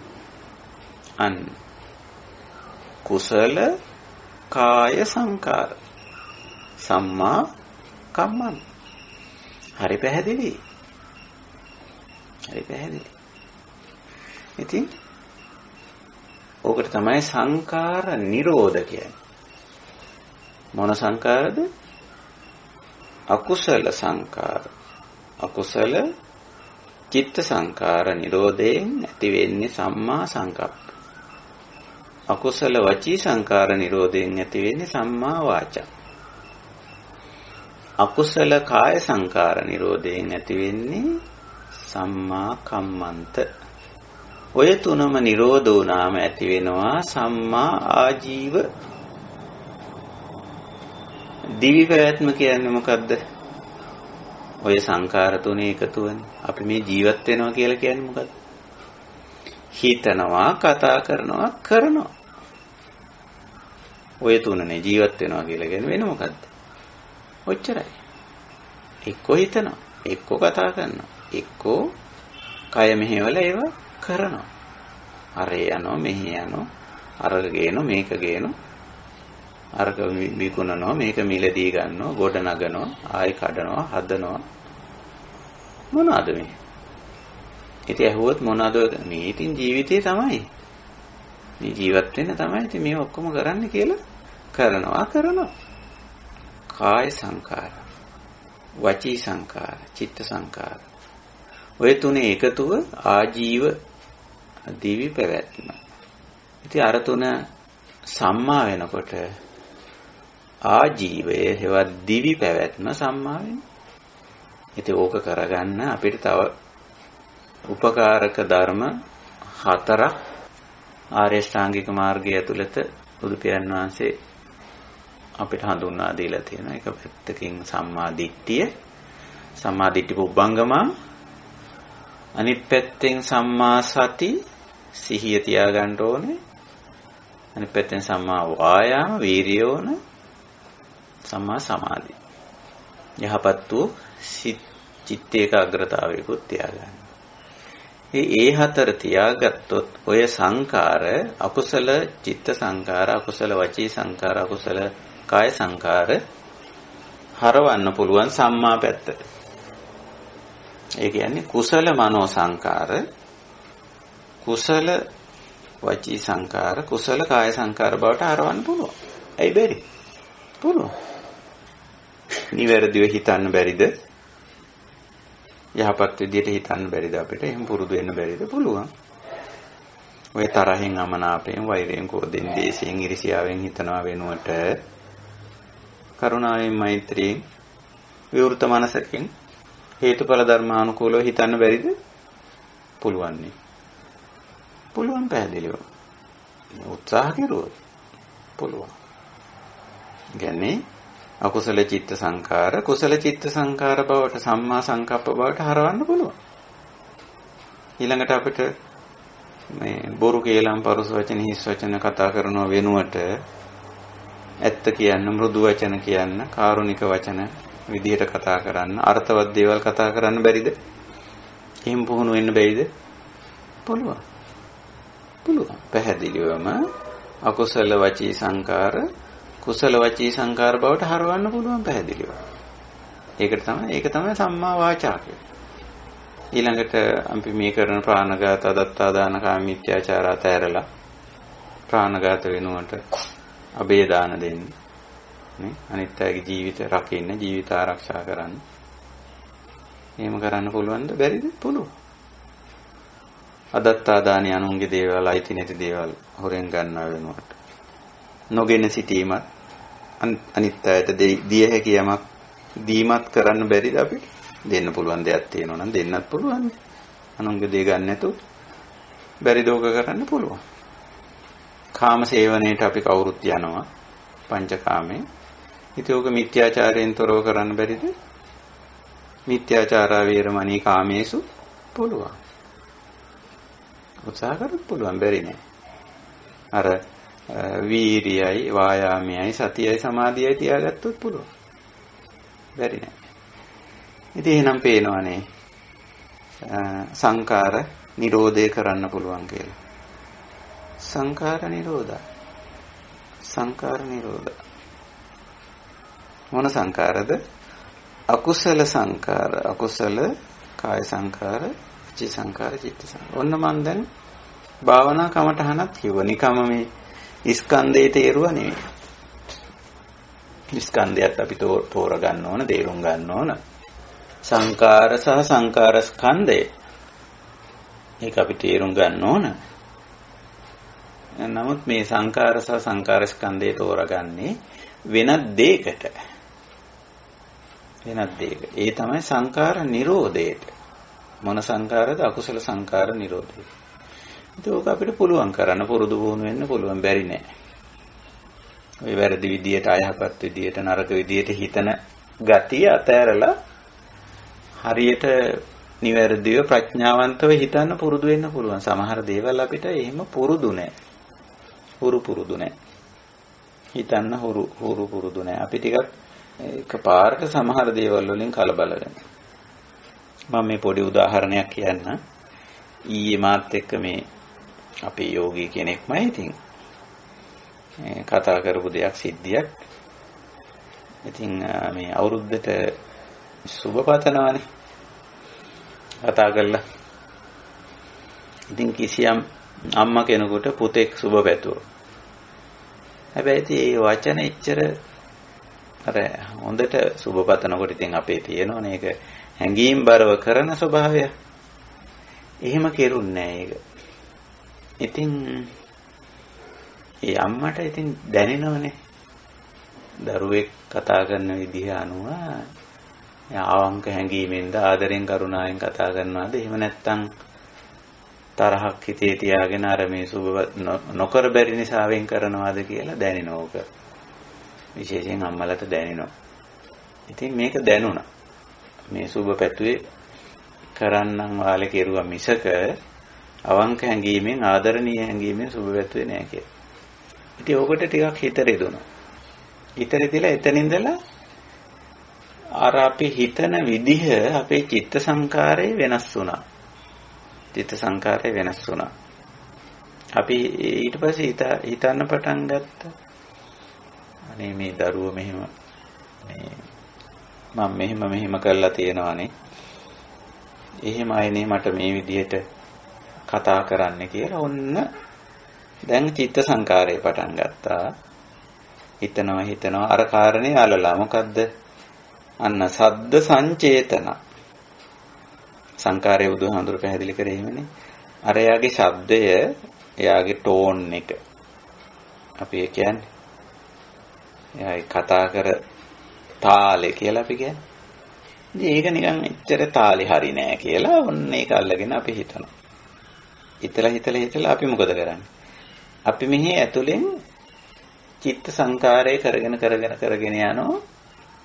දහමට අනුව නෙමෙයි. අකුසල චිත්ත සංකාර කරගෙන යන්න ඉඩ තියෙනවා. ගිහිල්ලා මොකද කරන්නේ? ඔන්න සංකාරයේ අකුසල පැත්තට බර වීගෙන යනවා. දුක පැත්තට, තරහ පැත්තට බර වෙන්න පටන් ගන්නවා. ඒක කොහොමද ඒක උනේ? අරයාගේ අර වචනවල උච්චාරණ ධ්වනිය නැත්තම් ඒක කියපු විදිහ හරි ගියේ නැහැ. කියපු විදිහ හරි ගියේ නැහැ. ඉතින් ඔන්න ඒක අල්ලගෙන අපි හිතනවා එහෙම කියන්න වටින්නේ බලන්න එක කියපු හැටි. එහෙමද කියන්නේ? කියලා ඔන්න දුක් වෙන්න පටන් ගන්නවා. මට සුබ පැතු විදිය හොඳ නැහැ. හරි නැහැ. එහෙමද සුබ පතන්නේ කියලා. ඊට පස්සේ ඒක අල්ලගෙන ඔන්න තව දේවල් ඔස්සේ තරහ එන්නත් ඉඩ තියෙනවා. දුක තරහ. අන්න අකුසල සංස්කාර අකුසල චිත්ත සංකාර පටන් ගත්තා. ඊළඟට සමහර වෙලාවට අකුසල වචී සංකාරයක් කෙරෙන්නත් ඉඩ තියෙනවා. නේ? එහෙම වෙන්න ඉඩ තියෙනවා. ඉතින් අපි මේ පැත්තට යන්නේ නැතුව එතෙන්දි පොඩ්ඩක් සංසුන් වෙලා ඔන්න සතිය උපද්දන්න ඕන. ඔන්න ඔය වෙලාවේ තමයි අමාරු වෙලාවක් ඉතින්. අමාරු වෙලාවක්. සතිය උපද්දියොත් අපි මෙහෙම බණ අහලා තිබුණොත් අන්න එතෙන්දි කල්පනා වෙනවා. ඉතින් ඔහොම තමයි මිනිස්සු නොඑක් විදිහට වචන පාවිච්චි කරනවා. ඉතින් අම්මට තාත්තට වුණා සමහර වෙලාවට දරුවෝ හිත්‍රි දෙන විදිහට වචන පාවිච්චි කරනවා. ඉතින් ඒගොල්ලන්ගේ හිතවල තියෙන දේවල් අනුව තමයි එහෙම කෙරෙන්නේ. එහෙම වෙන්නේ කියලා ඔන්න අපිට අපේ චිත්ත සංකාරය කුසල පැත්තට ගෙනියන්න පුළුවන්. අනිත් එක්කෙනාගේ වචී සංකාරය බහිද්දා වචී සංකාරය අල්ලගෙන අජ්ජත් චිත්ත සංකාරය අකුසල කරගන්න ඕනේ නැහැ. ඒක අපිට කුසල පැත්තට ගෙනියන්න පුළුවන්. දැන් ඔය වචී සංකාරවලත් ඔය ප්‍රශ්නේ එනෝනේ. අනිත් එක්කෙනා රළු වචනයක් කිව්වම අපිත් රළු වචන කියනවා. දැන් මොකද වෙන්නේ? බහිද්දා වචී සංකාරයට අජ්ජත් වචී සංකාරයත් රළු වුණා. අකුසල වුණා. එහෙම ඕනේ නැහැ. එහෙම ඕනේ නැහැ. එතකොට ඉතින් අපි දුක හදා ගන්නවානේ. එහෙම ඕනේ නැහැ. අනිත් එක්කනාගේ වචී සංකාරයේ අකුසලයි. රාලුයි ගොරෝසුයි ඒකේ මුදු ගතිය නැහැ, ආදරණීය ගතිය නැහැ, ප්‍රේමණීය ගතිය නැහැ. අර බුදුහාමුදුරුවෝ කිව්වනේ වචන පාවිච්චි කරනකොට පරුසං වාචම් පහය පරුසාය වාචාය පටිවිරතෝ හෝති. යාසා වාචා නීලා කන්නසුකා පේමනීයා හදයංගමා පෝරි බහුජන කාන්තා බහුජන මනාපා තථාරූපින් වාචම් වාසිතා කියලා ඕකනේ බුද්ධ දේශනාව. වචන පාවිච්චි කරනකොට කොච්චර ලස්සනට පාවිච්චි කරන්න කියලා දීලා තියෙනවද? වචී සංකාරයනේ. සම්මා වාචා. ඒ වුණාට සමහරු එහෙම කියන්නේ නෑ නේද? සමහරුන්ගේ වචන හරි රළු ගොරෝසු. නිකන් මතු පිටාර්ථේ නෙමෙයි ඒක වෙයි තියෙන්නේ. යටාර්ථයක් තියලා තමයි වචන කියන්නේ. ඉතින් එතෙන්දි තේරුම් ගන්න ඕන අපි ඒක ඉතින් එයාගේ අඩුපාඩුවක්, එයාගේ දෝෂයක්. ඒක මම ගන්න ඕනේ නෑ. ඒක අරගෙන මමත් අකුසල වචී සංකාර හෝ අකුසල චිත්ත සංකාර, අකුසල කාය සංකාර කරගන්න ඕනේ නෑ. ඒක යට දීලා නිකන් ඉන්නවා. ඔන්න භාවනාව. ඕක තමයි කුසලයේ වඩනවා කියලා කියන්නේ. අපේ ජීවිතේ. ඉතින් අපිට පුළුවන් ඕක කරන්න. පුළුවන්. උත්සාහවන්ත වෙන්න ඕනේ ඒකට. එහෙම නැති වුණොත් අපි අනිත් අයගේ චිත්ත සංකාරය, අනිත් අයගේ වචී සංකාරය, අනිත් අයගේ කාය සංකාරය අල්ලගෙන අපිත් අකුසල චිත්ත සංකාර, අකුසල වචී සංකාර, අකුසල කාය සංකාර කරගන්න ඉඩ තියෙනවා. එතකොට නම් අපි මාර්ගය වරද්දගත්තා වෙනවා. පාර වරද්දගත්තා. ඒක නෙමෙයි දුක්ඛ නිරෝධ ගාමිනී පටිපදාව කියන්නේ. ඒක දුක්ඛ සමුදය පටිපදාව. දුක උපදවා ගන්න ප්‍රතිපදාවක් ඒක. බුදුරජාණන් වහන්සේ දේශනා කරේ දුක්ඛ නිරෝධ ගාමිනී පටිපදා. ඉතින් අන්න ඒක හරියට තේරුම් අරගෙන ඒක යන්න තමයි අපි මේ ස්කන්ධ ගැනත් කතා කරන්නේ. ස්කන්ධ ගැන කතා කරන්නේ ඒක. ඉතින් ඕක පුරුදු වෙන්න ඕන, පුහුණු වෙන්න ඕන. ඕක තමයි භාවනා කරනවා කියලා කියන්නේ. අපි හිතන්නේ භාවනා කරනවා කියන්නේ මේ වෙලාවක් දාගෙන කවුරුවත් කතා බහ කරන්නේ නැති නිශ්ශබ්ද වෙලාවක වාඩි වෙලා ඉඳන් ඇස් පියාගෙන කරන වැඩක් කියලානේ. නෑ භාවනාව කරන්නේ අන්න අර වෙලාවේ කොයි වෙලාවේද? අර පුතා අම්මට රළු වචනයක් කියන වෙලාවේ කවුද භාවනා කරන්නේ? අම්මා. අන්න එතන භාවනාව කරන වෙලාව. කුසලයේ වඩන වෙලාව එතන. අන්නේ වෙලාවේ භාවනා කරන්නේ. එතෙන්දි තමයි අකුසලයේ වැඩෙන්න ඉඩක්. අනුප්පන්නානං අකුසලානං ධම්මානං උප්පාද. නූපන් අකුසලයක් උපදින්න දැන් වටපිටාව හැදිලා තියෙන්නේ මොකද්ද? අර පාවිච්චි කර වචනේ. ඔන්න ඔතෙන්දි සිහිනුවන උපද්දගෙන නොහිටියොත් අර අම්මගේ පැත්තෙන් භාවනාව කෙරෙනව වෙනුවට කුසල භාවනාව වෙනුවට අකුසල භාවනාවක් කෙරෙන්න ඉඩ තියෙනවා. එහෙමද කතා කරන්නේ? මම මෙහෙම දුක් විඳලා හදපු දරුවා මට මෙහෙමද කතා කරන්නේ කියලා ඔන්න තමන්ගේ පැත්තෙන් අකුසල භාවනාව පටන් ගන්න. ඒක නෙමෙයි. ඒ වෙලාවේ කුසල භාවනා කියන්නේ ආසේවති භාවේති වඩ්ඩේති इति කුසල ධම්මේනේ. කුසල ධම්මේ. අකුසල ධම්මේ නෙවෙයි. ඉතින් මම මේ උදාහරණය ගත්තේ එකක් මේක සජීවී සිද්ධියක්. ඇත්තටම සිද්ධියක් මේක. ඊ අපි කතා බහ කර සිද්ධියක්. ඉතින් මේක අපි කාගේ ජීවිතවල සිද්ධ වෙන්න පුළුවන්. වචන විතරක් නෙමෙයි අනිත් අයගේ ක්‍රියා. කාය සංකාරනේ. ඊට පස්සේ අනිත් අයගේ සිතිවිලිත් එළියට දානවා නේද? මම නම් හිතන්නේ මෙහෙමයි කියලා. මම නම් ඕක ගැන හිතන්නේ මෙහෙමයි. චාරේ නරක විදියට හිතන අය ඉන්නෝනේ සමහර වෙලාවට. ඒ සිතිවිල්ල එයා එළියටත් දානවා. මම නම් හිතන්නේ මෙහෙමයි කියලා. ඉතින් ඉතින් එයා හිතන විදිහනේ ඉතින් ඕන කෙනෙකුට ස්වාධීන අයිතියක් තියෙනනේ එහෙම හිතන්න. එහෙම කතා කරන්නත් අයිතියක් තියෙනවා. එහෙම ක්‍රියාත්මක වෙන්නත් අයිතිය. ඒක වැරදි වෙන්න පුළුවන්. ඒක වෙනම දෙයක්.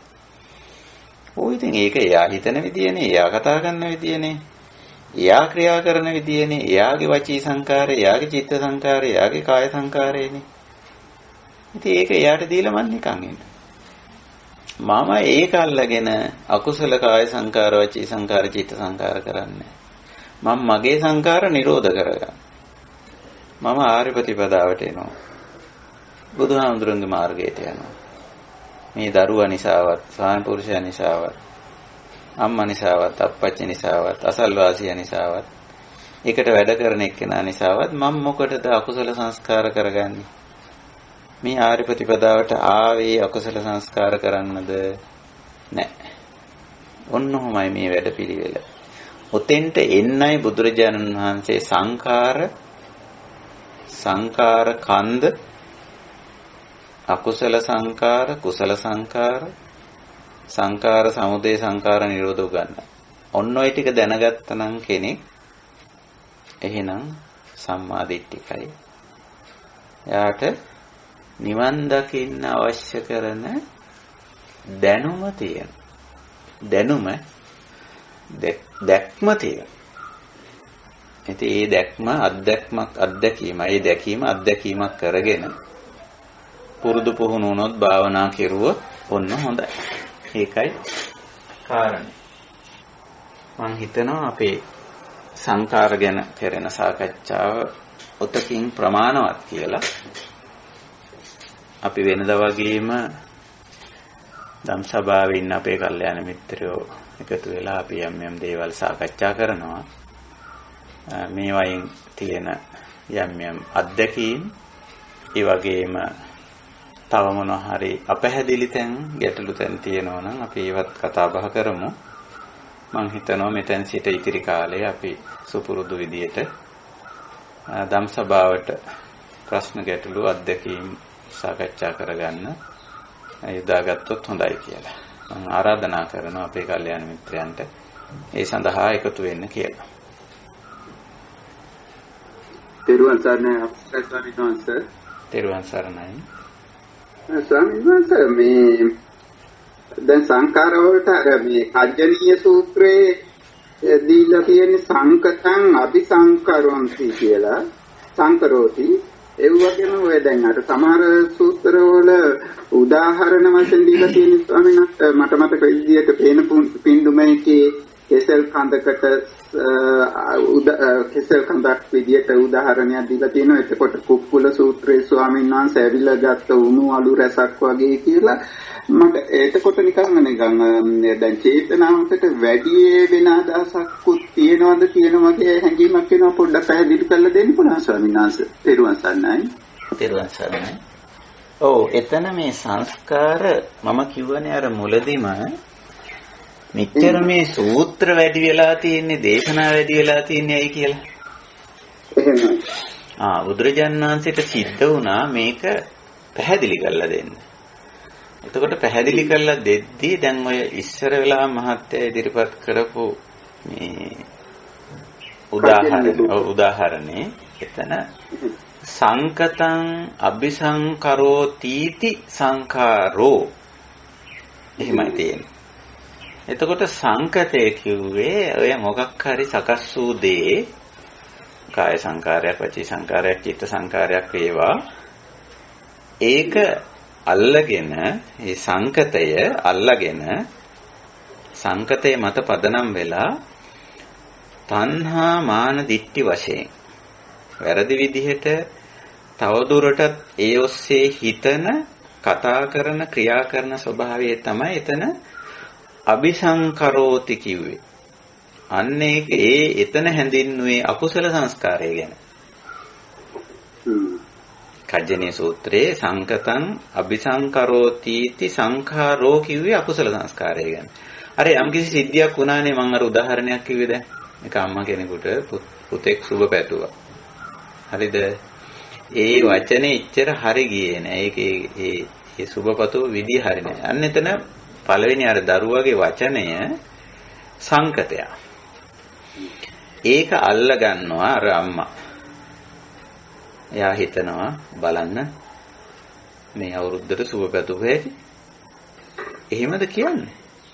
එහෙමද කතා කරන්නේ කියලා ඔන්න. අර සංකතය ගැන එතනින්දලා අபிසංකරණය කරන්න පටන් ගන්නවා. තණ්හා මාන දිට්ඨි වශයෙන් කරන්න පටන් ගත්තොත් ඒක තමයි කජ්ජනී සූත්‍රයේදී කිව්වේ සංකතං අபிසංකරෝති इति සංකාරෝ කියලා. ඊළඟට තවත් උදාහරණ කිව්වනේ මාත්‍ය. එහෙමයි ස්වාමීන් වහන්සේ. කෙසෙල් කඳක් පෙන පිළිදුක් එකේ අලු රසක් පෙන පිටක් කෙසෙල් කඳක්. ඔය බුදුහාමුදුරුවෝ මේ සංකාරවල තියෙන මේ සිතිවිලි වචන ක්‍රියා ඕවයි තියෙන අස්තිර ස්වභාවය ප්‍රකට කරන්න දීපු නිදර්ශන. දැන් කෙසෙල් කඳක් කිව්වම ඒක ඉතින් අපි පතුරු අරගෙන ගියාම ඒක ලොකු හරයක් කියලා එකක් අපිට හමු වෙන්නේ නැහැ. මේ මැද තියෙන එකත් නිකන් මේ බොහොම දුර්වල එකක්. එතකොට මේ සංස්කාර ගැන මිනිස්සුયો හිතනවා මේකේ මහ ලොකු හරයක් ගැඹුරක් වටිනාකමක් තියෙනවායි කියලා. දැන් අර අපි කියව උදාහරණයක් ගත්තොත් අර පුතාගේ වචනේ මහ ලොකු බරපතල දෙයක් තියෙනවා කියලා අම්මා හිතා ගන්න. එහෙම දෙයක් නෑ. ඉතින් එයාගේ මොකක් හරි එයාගේ හිතේ ඒ වෙලාවේ තිබිච්ච වැරදි හැඟීමක් හරි මොකක් හරි නිසා අර විදියට වචනයක් කිව්වා. අපි හිතුවොත් ඒකේ මහා බර එකක් තියෙනවා කියලා එහෙම එකක් නෑ. ඕනනම් අපිට පට්ට ගහලා බලන්න පුළුවන් නේ. පතුරු ගහලා බලන්න පුළුවන්. මොකද පුතා එහෙම කිව්වේ කියලා. ඔයාට මොන හරි කවුරු හරි කිව්වද ඉතින් කෙහෙල් කඳ පතුරු ගහනවා වගේ පතුරු ගහගෙන ගියා පේනවා. ඇති දෙයක් නෑ. මෙයාට මේ වෙන කවුරු හරි මොනවා හරි කියලා අම්මා ගැන වැරදි හැඟීමක් ඇති වෙලා තමයි අර විදියට කතා කරුවේ කියලා. ඉතින් දැන් බලන්න ඕකේ ඇත්තටම ගන්න දෙයක් නැහැනේ. අර්ථයක් නැහැ. ඉතින් ඒ අර්ථයෙන් බුදුරජාණන් වහන්සේ කදලි උපමාවනේ. ඔය කදලි කියන්නේ කෙහෙල් කඳ උපමාව. ඊළඟට ඔය අලු උපමාව නිකන් අලු ටිකක් ගත්තම ඒකේ අපි ටිකන් අලු ටික මිරිකලා අතට ගත්තොත් එහෙම මේක අහුවෙන්න දෙයක්වත් නැහැ නේ. නිකන් විචිරිලා යනවනේ නේ. ඒ ස්වභාවයනේ තියෙන්නේ. පේන පිඬු උපමා ඒත් එහෙමනේ. එවලෙට පෙන පිඬු කියන්නේ ඉතින් පේනවා එහෙම මොකොත්. පෙන පිඬු කියලා දෙයක් තියෙනව නැතුව නෙමෙයි. අලු කියලා දෙයක්ත් තියෙනවා. කෙසෙල් කඳ කියලා දෙයක්ත් තියෙනවා. තියෙනව නැතුව නෙමෙයි. හැබැයි අර පෙන පිඬු ටික එවලෙට වතුර වැටෙනකොට එතන පෙන ගහනවා. නේ? එහෙම නැත්නම් මොනවා හරි අපි රත් කරනකොට කිරි ටිකක් හරි මොනවා හරි රත් කරනකොට ඉතින් එතන පෙන ගහනවා. එහෙම නැත්නම් සබන් කුඩු ටිකක් දාලා භාජනයේට ඕක අතින් ගැහුවොත් ඉතින් පෙන ගහනවා. ඉතින් හේතුඵල ධර්මානුකූලව එතන පෙන පිටක් තියෙනවා. නමුත් ඉතින් ඒකම හරවත් දෙයක් ස්ථිරසාර දෙයක් නෙවෙයිනේ. ටිකකින් අර පෙන ටික නැති වෙලා විනාඩි 5ක් විතර බලපුවාම අර මේ භාජනේ මේ සබන් කුඩු දාලා ගහලා හදපු පෙන ටික දැන් නැහැ ටික වෙලාවකින් යනකොට. ඉතින් අපි අරක මහා ලොකු වටින දෙයක් මේකේ මහා ගැඹුරක් තියෙනවා ස්ථිරසාර දෙයක් හැටියට හිතාගත්තොත් ඒක ටිකක් මෝඩයිනේ. ඒක පෙන්වන්න තමයි බුදුරජාණන් වහන්සේ ඔය නිදර්ශන පෙන්වන්නේ.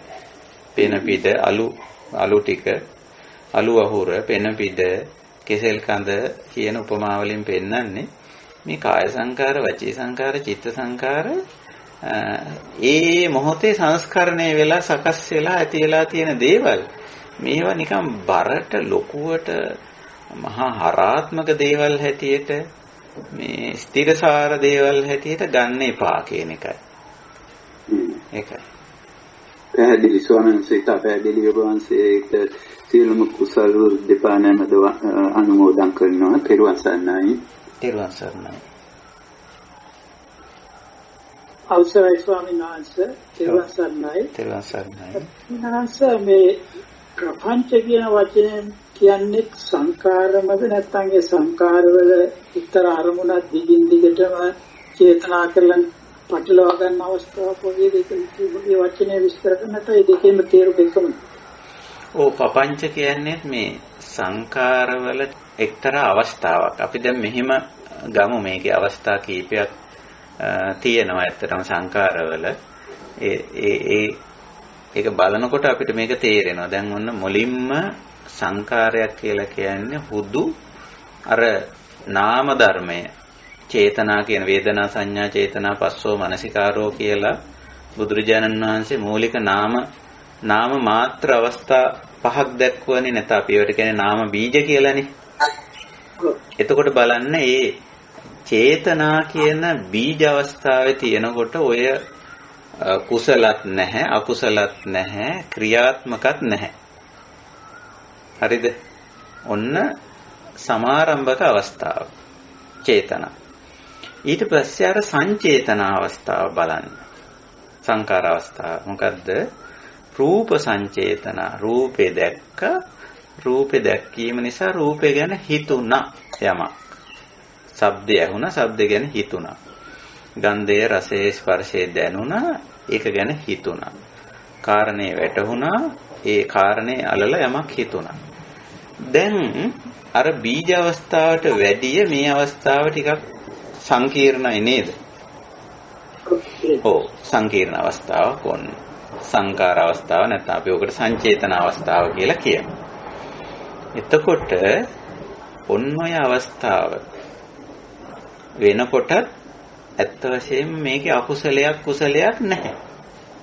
ඔය සංකාර අවස්ථාවට එනකොට ඊට පස්සේ ඔය ඔතන විඳීමකුත් තිබිලා යම් කිසි ආකාරයක වේදනාවත් උතෙන්ට සම්බන්ධ වෙලා ඕකේ වේදනාවේ තියෙන රළු මෘදුභාවය අර රූපය දැක්ක අඳුනගත්ත වින්දා රූපය ලස්සන එනතන් කැතයි එමත් නැත්තම් ශබ්දය ඇහුණා ශබ්දයේ මෘදුයි ආදරණීයයි එහෙම නැත්නම් රබ්දේ රළුයි ගොරෝසුයි ඔය වගේ දැන් ඔන්න ඕක ගැන ඔතන ඉඳලා හිතන විදිය සාමාන්‍යයෙන් මේක රළුයි මෘදුයි කියන අදහස එතන චේතනාවක් තිබ්බට එතන නෑ කුසල අකුසල ගතියක් හැබැයි අර ශබ්දය එහෙම නැත්නම් රූපය එහෙම නැත්නම් ගන්ධය රසය ස්පර්ශය කාරණේ අල්ලලා පොන් ටිකක් දිගට හිතන්න පටන් ගන්න. ඒ හිතනකොට අර ද්වේෂ සහගතව රාග සහගතව හිතනවා නම් ඔන්න දැන් සංස්කාරය අකුසල සංස්කාරයක් බවට හැරුණා. දැන් උන තුන්වෙනි අවස්ථාව. පළවෙනි අවස්ථාව චේතනා බීජය, වේදනා සංඥා චේතනා පස්ස මානසිකාර කියන අවස්ථාවේ. ඊට පස්සේ රූපයක් දැක්කම, ශබ්දයක් ඇහුනම, ගඳක් රසක් පහසක් දැනුනම ඔන්න සිතවිල්ලක් ඇති වුණු අවස්ථාව. රූප සංචේතන, ශබ්ද සංචේතන, සංචේතන අවස්ථාව. මේ අවස්ථාවමයි සංකාර කියන්නේ. ඊට පස්සේ මේ සංචේතනාව නැත්තම් සංකාරය අකුසල බවට හැරෙනවා. ඒකට හුඟක් බලපාන්නේ වේදනාව. වේදනාව සුඛ නම් රාග සහගතව හිතන්න පටන් ගන්නවා. වේදනාව දුක්ඛ නම් ද්වේෂ සහගතව හිතන්න පටන් ගන්නවා. ඒ විදිහට. ඊළඟට ඔන්න දැන් ඔහොම හිතලා යම්කිසි රාගික හැඟීම, රාග සිතවිල්ල යම් ප්‍රමාණයකට තහවුරු වෙනවා. තහවුරු වෙනවා. එහෙම නැත්නම් ද්වේෂසහගත සිතවිල්ලක් තහවුරු වෙනවා. එහෙම නැත්නම් මෝහසහගත සිතවිල්ලක් තහවුරු වෙනවා. ඒ අවස්ථාව හඳුන්වනවා පපංච කියලා. පපංච කියන එකට අපිට කියන්න පුළුවන් තහවුරු වූ ස්ථාවර වූ රාග සිතවිල්ල, නැත්නම් ද්වේෂ සිතවිල්ල, නැත්නම් මෝහ සිතවිල්ල. ඒකයි බුදුරජාණන් වහන්සේ මහා කච්චන් හාමුදුරුවෝ මේ මදුපිණ්ඩික දේශනාවේදී කියන්නේ පපංච කියලා. ඊට පස්සේ කියනවා තතෝ නිදානම් පුරිසං පපංච සංඥා සංකා සමුදාචරಂತಿ. අර අකුසල සිතවිල්ල තහවුරු වුණොත් එතන ඉඳලා එයා ඒ අකුසල සිතවිල්ලට අනුව වැඩ කරන්න පටන් ගන්නවා. තතෝ නිදානම්, ඒක මූලික කරගෙන එතෙන් සිට පුරිසං ඒ පෞරුෂය පපංච සංඥා සංකා සමුදාචරಂತಿ. අර ප්‍රපංචයට අනුව වැඩ කරන්න පටන් ගන්න. හිතනවා, කතා කරනවා, ක්‍රියා කරනවා. එතකොට දැන් පපංච කියන්නේ සංකාරවලම, හැබැයි අකුසල සංස්කාරවල, අකුසල සංස්කාරවල තහවුරු වෙච්ච, ස්ථාවර වෙච්ච අවස්ථාව. ඒකයි. එතකොට දැන් පේනවා සංකාරවල අපිට අවස්ථා හතරක් පෙන්වන්න පුළුවන්. අර නාම ධර්මයක් හැටියට තියෙන අවස්ථාව, බීජ අවස්ථාව. එතෙන්දී බුදුහාමුදුරුවෝ ඒකට හැඳින්වුවේ චේතනා කියලා. ඊළඟට සංචේතන අවස්ථාව. ඒක තමයි සංකාර කියන්නේ. සංචේතන වුණේ කොහොමද? රූප සංචේතන. රූපේ දැක්කම හිතුණා. ශබ්දය ඇහුනම හිතුණා. ගන්ධ රස පහස දැනුනම හිතුණා. කාරණේ අරලා හිතුණා. ඊළඟට මේ හිතීම, සංචේතනාව, සංකාරය අකුසල බවට හැරෙනවා. ඕක කුසල බවටත් හැරෙනවා. කුසල සංකාර පැත්තටත් හැරෙනවා. එතකොට අන්නේ අවස්ථාව තුන්වෙනි අවස්ථාව. කුසල හෝ අකුසල බවට හැරෙන අවස්ථාව. ඊට පස්සේ අකුසල සිතවිල්ල තහවුරු වෙනවා, ස්ථාවර වෙනවා, දැඩි වෙනවා. දැඩි වුණු අවස්ථාව පපංච කියලා හඳුන්වනවා. පපංච. ඒක නිසා බුදුරජාණන් වහන්සේ ගැන හඳුන්වන තැනක තියෙනවා නිප්පපංචා තථාගතා කියලා. බුදුවරු නිෂ්ප්‍රපංචයි. ප්‍රපංචකරණය කරන්නේ අකුසල සහගතව හිතන්නෙත් නැහැ, කියන්නෙත් නැහැ, කරන්නෙත් නැහැ. අකුසල සහගත සිතිවිලි ස්ථාවර වීමක් බුදුවරුන්ගේ නැත්තම් ආර්යයන්ගේ සිත්වල නැහැ. අපේ හිතවලත් එහෙම වෙන්න ඕන. අපේ හිතොත් නිෂ්ප්‍රපංච වෙන්න ඕන. අපේ චේතනා බීජේ තියෙනවා, සංචේතනාව ඇති වෙනවා. සමහර විට අකුසල සංස්කාර කරන වෙලාවලුත් ඇති. හැබැයි අපි ඒවයි ආදීනව දැකලා නිෂ්ප්‍රපංච කරගන්න ඕනේ. ප්‍රපංච කරගන්න හොඳ නැහැ. එතකොට දැන් පේනවා මේ පපංච කියන වචනේ මහත්ය ඇහුවේ. පපංච කියන්නේ අන්න ඒ தත්ත්වය. හතරවෙනි උග්‍ර නරකම අවස්ථාව. මොකද්ද? කුසල චේතනාව අකුසල. කුසල නෙමෙයි. අකුසල චේතනාව ස්ථාවර වෙච්ච අවස්ථාව. තහවුරු වෙච්ච අවස්ථාව පපංච කියලා කියනවා. ගොඩක් පැහැදිලි ස්වාමීන් වහන්සේ ඕජනාරණී ඥානානන්ද ස්වාමීන් වහන්සේගේ යථාර්ථයේ තීසිස් එකේ තෝරගෙන ගොඩක් විස්තර තියෙනවා නේ ස්වාමීන් වහන්සේ. කටුකුරුන්දී ඥානන්ද හඳුරන්නේ. ඔව් කටුකුරුන්දී ඥානන්ද ස්වාමීන් වහන්සේ. ඔව් concept and reality. concept and reality. මම හිතුවා ඒකට වැදගත්කමක් දීලා තියෙන්නේ මොකද කියලා. ඇත්ත වශයෙන්ම වැදගත්. ඒක අතිශයින් වැදගත් වෙනවා මේ ආර්ය ප්‍රතිපදාව ඇතුලේ තමයි ඒක ඒ තරම් වැදගත් වෙන්නේ. මේ සංකල්පය සහ යථාර්ථය ඒක පරිවර්තනය කරලා තියෙනවා මම හිතන්නේ සිංහලට. මේ ප්‍රපංච මට්ටමට ආවම හරි අමාරුයි. මොකද ප්‍රපංච මට්ටමට ආපුවම පුද්ගලයා තතෝ නිදානම් පුරිසම් පపంచ සංඥා සංකා සමුදයචරಂತಿ කියලා දේශනා කරේ. ඒකයි තතෝ නිදානම්. දැන් ඒක තෙන්ට ආවම මේ අදහස අකුසල සහගත සිටිවිල්ල තහවුරු වුණොත්, ස්ථාවර වුණොත් තර්ක විතර්ක මගින් ඕක තහවුරු වෙනවානේ. එතනින් ඉඳලා එයා ක්‍රියාත්මක වෙන්නේ ඒ විදිහටමනේ. ඉතින් දැන් මම සරල උදාහරණයක් කියන්නම්. ලෝක ඉතිහාසයේ ඊටාම බරපතල ප්‍රපංචයක් අපි කවුරුත් දන්න මිනිස්සෙක්නේ හිට්ලර් නේ. එයාගේ අකුසල සිතිවිල්ල ප්‍රපංචයක් වුණානේ. එතන ඉඳලම එයා වැඩ කරේ ඒ ප්‍රපංචයට අනුවනේ තතෝ නිදානම් පුරිසං. ඒ පෞරුෂය වැඩ කරේ එතන ඉඳලම ඒ අකුසල ප්‍රපංචයට අනුවනේ. මොකද වුනේ? අතිශයින් විශාල ඉතින් තමනුත් විනාශ වුණා, විශාල ප්‍රජාවක් විනාශ වුණා, ලෝකේ විශාල විනාශයක් සිද්ධ වුණා.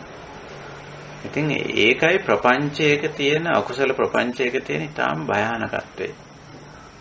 භයානක ස්වરૂපය ඒකයි. ඉතින් සංකාරයේම උග්‍ර අවස්ථාව, භයානක අවස්ථාව ප්‍රපංච. ගොඩක් පැහැදිලි නැහැ ස්වාමීන් වහන්සේ. වහන්සේට තේරුවන් සරණයි. තේරුවන් සරණයි. ස්වාමීන් වහන්සේ ඔය සම්බන්ධයෙන්ම ප්‍රශ්නයක් අහන්න අවශ්‍යයි.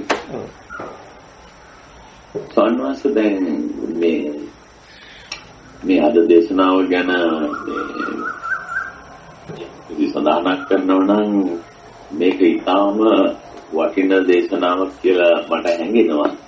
මේ අපිට මම ඇත්තටම අහන්න හිටි ප්‍රශ්නයකට උත්තරේ මම අහන්න ඉස්සෙල්ලා හම්බුණා. මේ මට මෙතන ප්‍රශ්නයක් අහන්න ඕන. දැන් මෙතන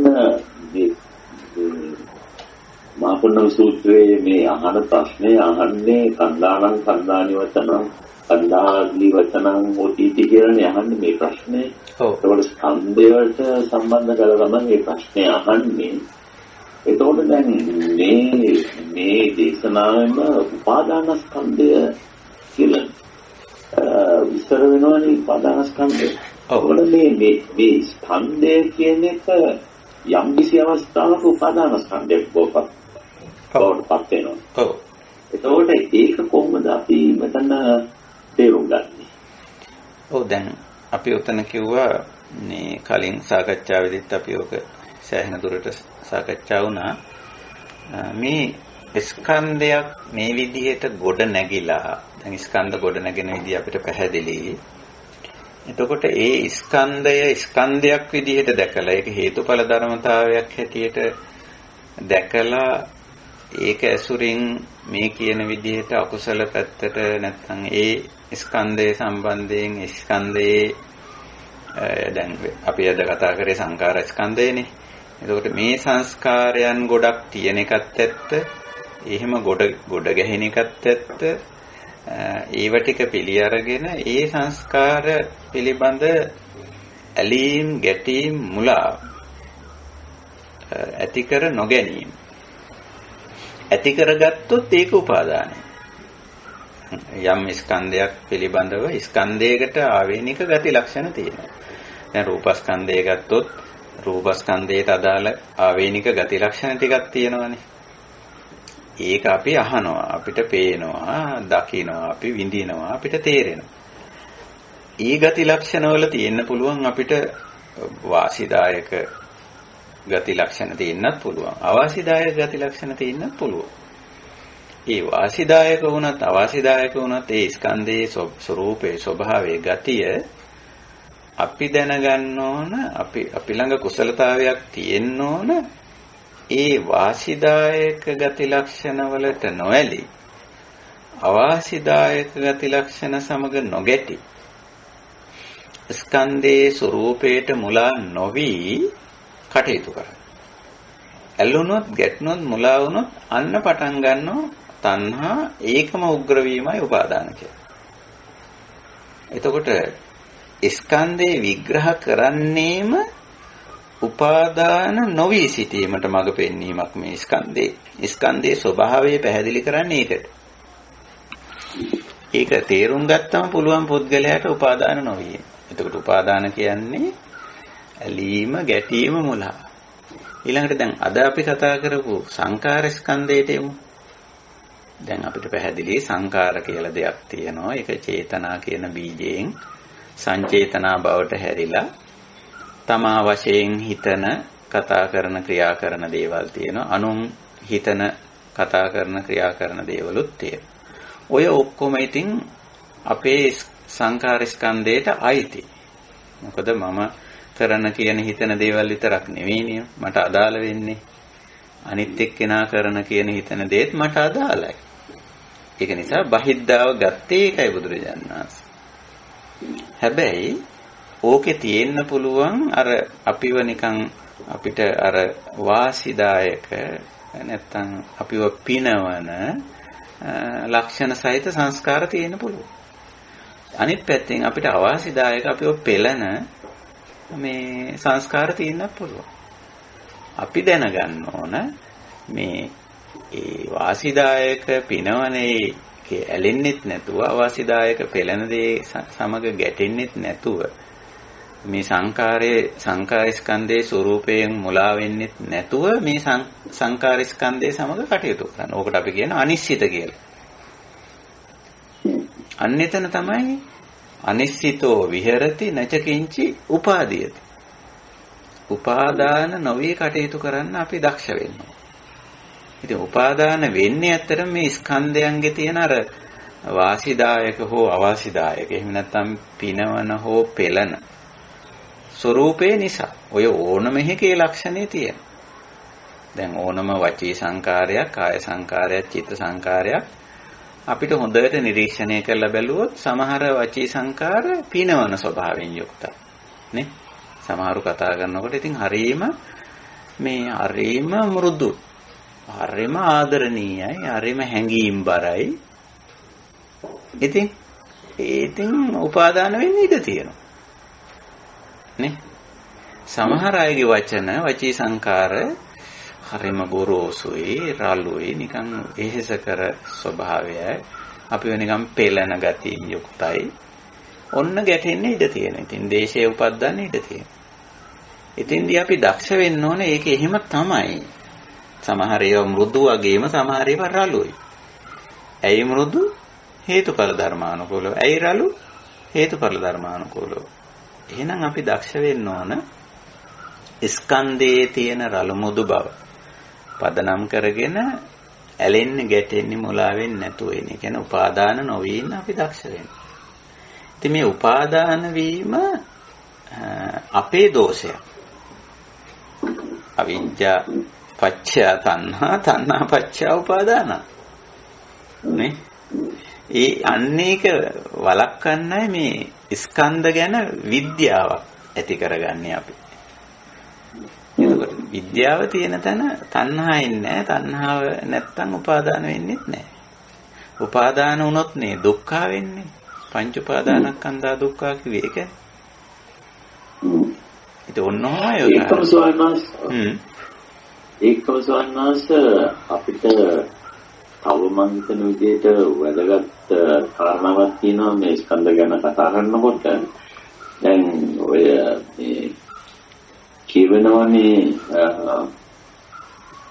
සම්මාදිට්ඨි සූත්‍රය වන්දන්නේ මේ පංච උපාදාන ස්කන්ධේ උදේවය දකින්න කියලා ඒ කියන්නේ භාවනාවක් විදියට. ඔව්. එතකොට දැන් මෙතන මේ ස්කන්ධයන්ගේ ඇතිවීම සහ නැතිවීම අපි දැක ගන්නවා කියලා කියන්නේ මොන විදිහේ අර්ථයකින්ද මෙතන? එක පැත්තකින් ඔය සමුදය වය කිව්වම ඒකට අදාළ යම්කිසි හේතුවක් නිසානේ සමුදය වෙන්නේ. හේතුම් පටිච්ච සම්භූතං. කිසියම් හේතුවක් නිසා ඒ සංකාරය සහ සංකාරස්කන්ධය හැදෙනවා. ඊළඟට ඒ හේතුව ස්ථිර නැහැනේ.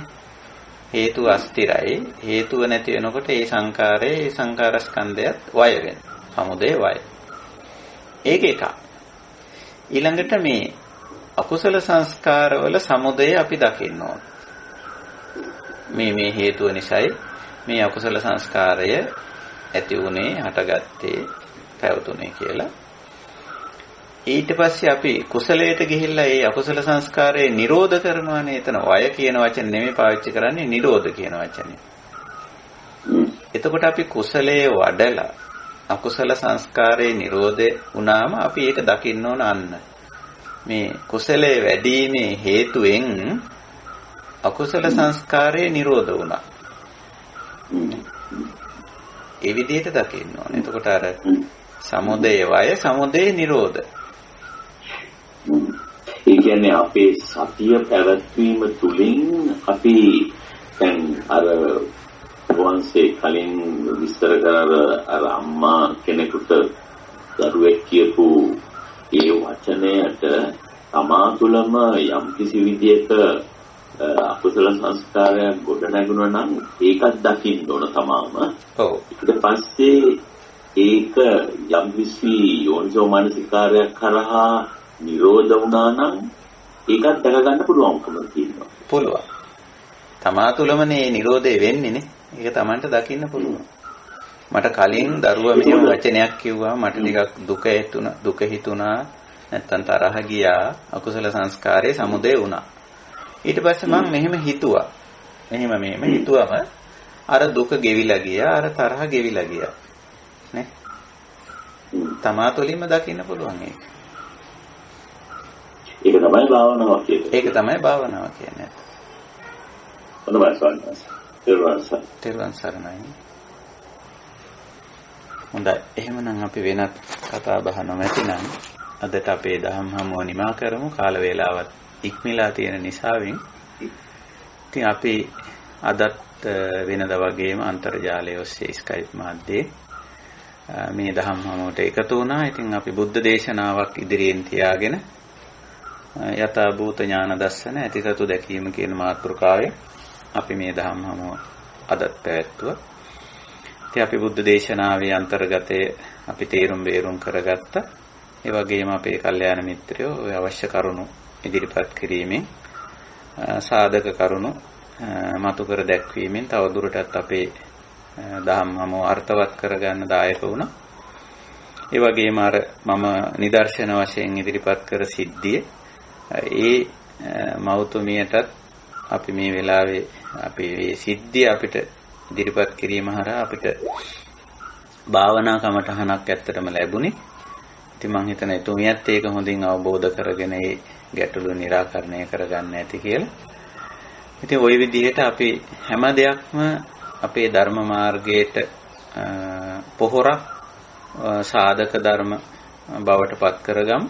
මේ ධර්ම අවබෝධයේ ජීවිත අධ්‍යක්ී හැම දෙයක්ම ඉතින් අපිට දැන් තේරෙනවා මේ සංස්කාර ඒ වගේම චේතන සංචේතන සංකාර පපංච.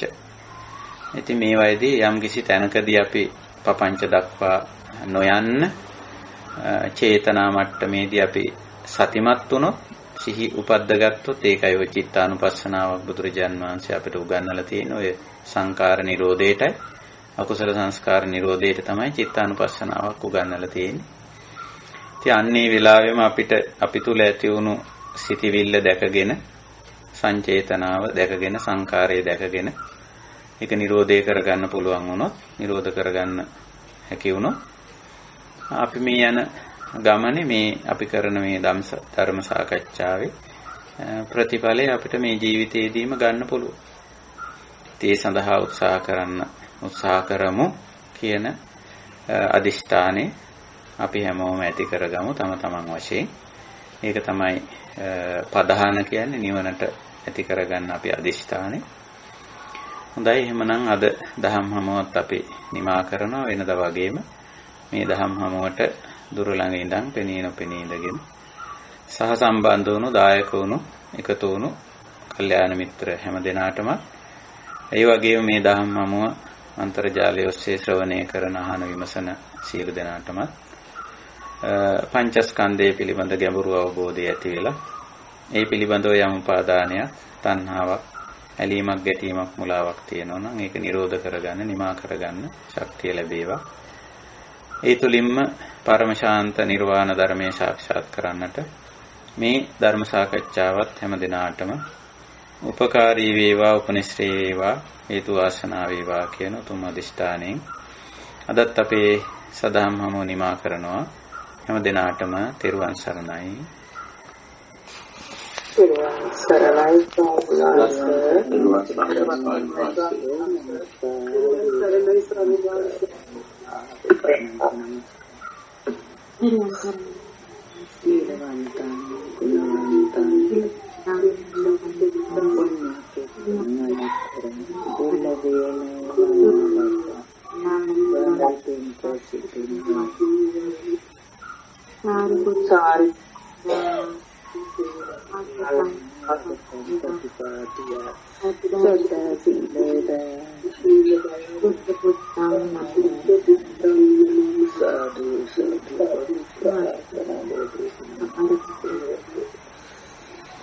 තෙරුවන් සරණයි සුවපත් වේවා.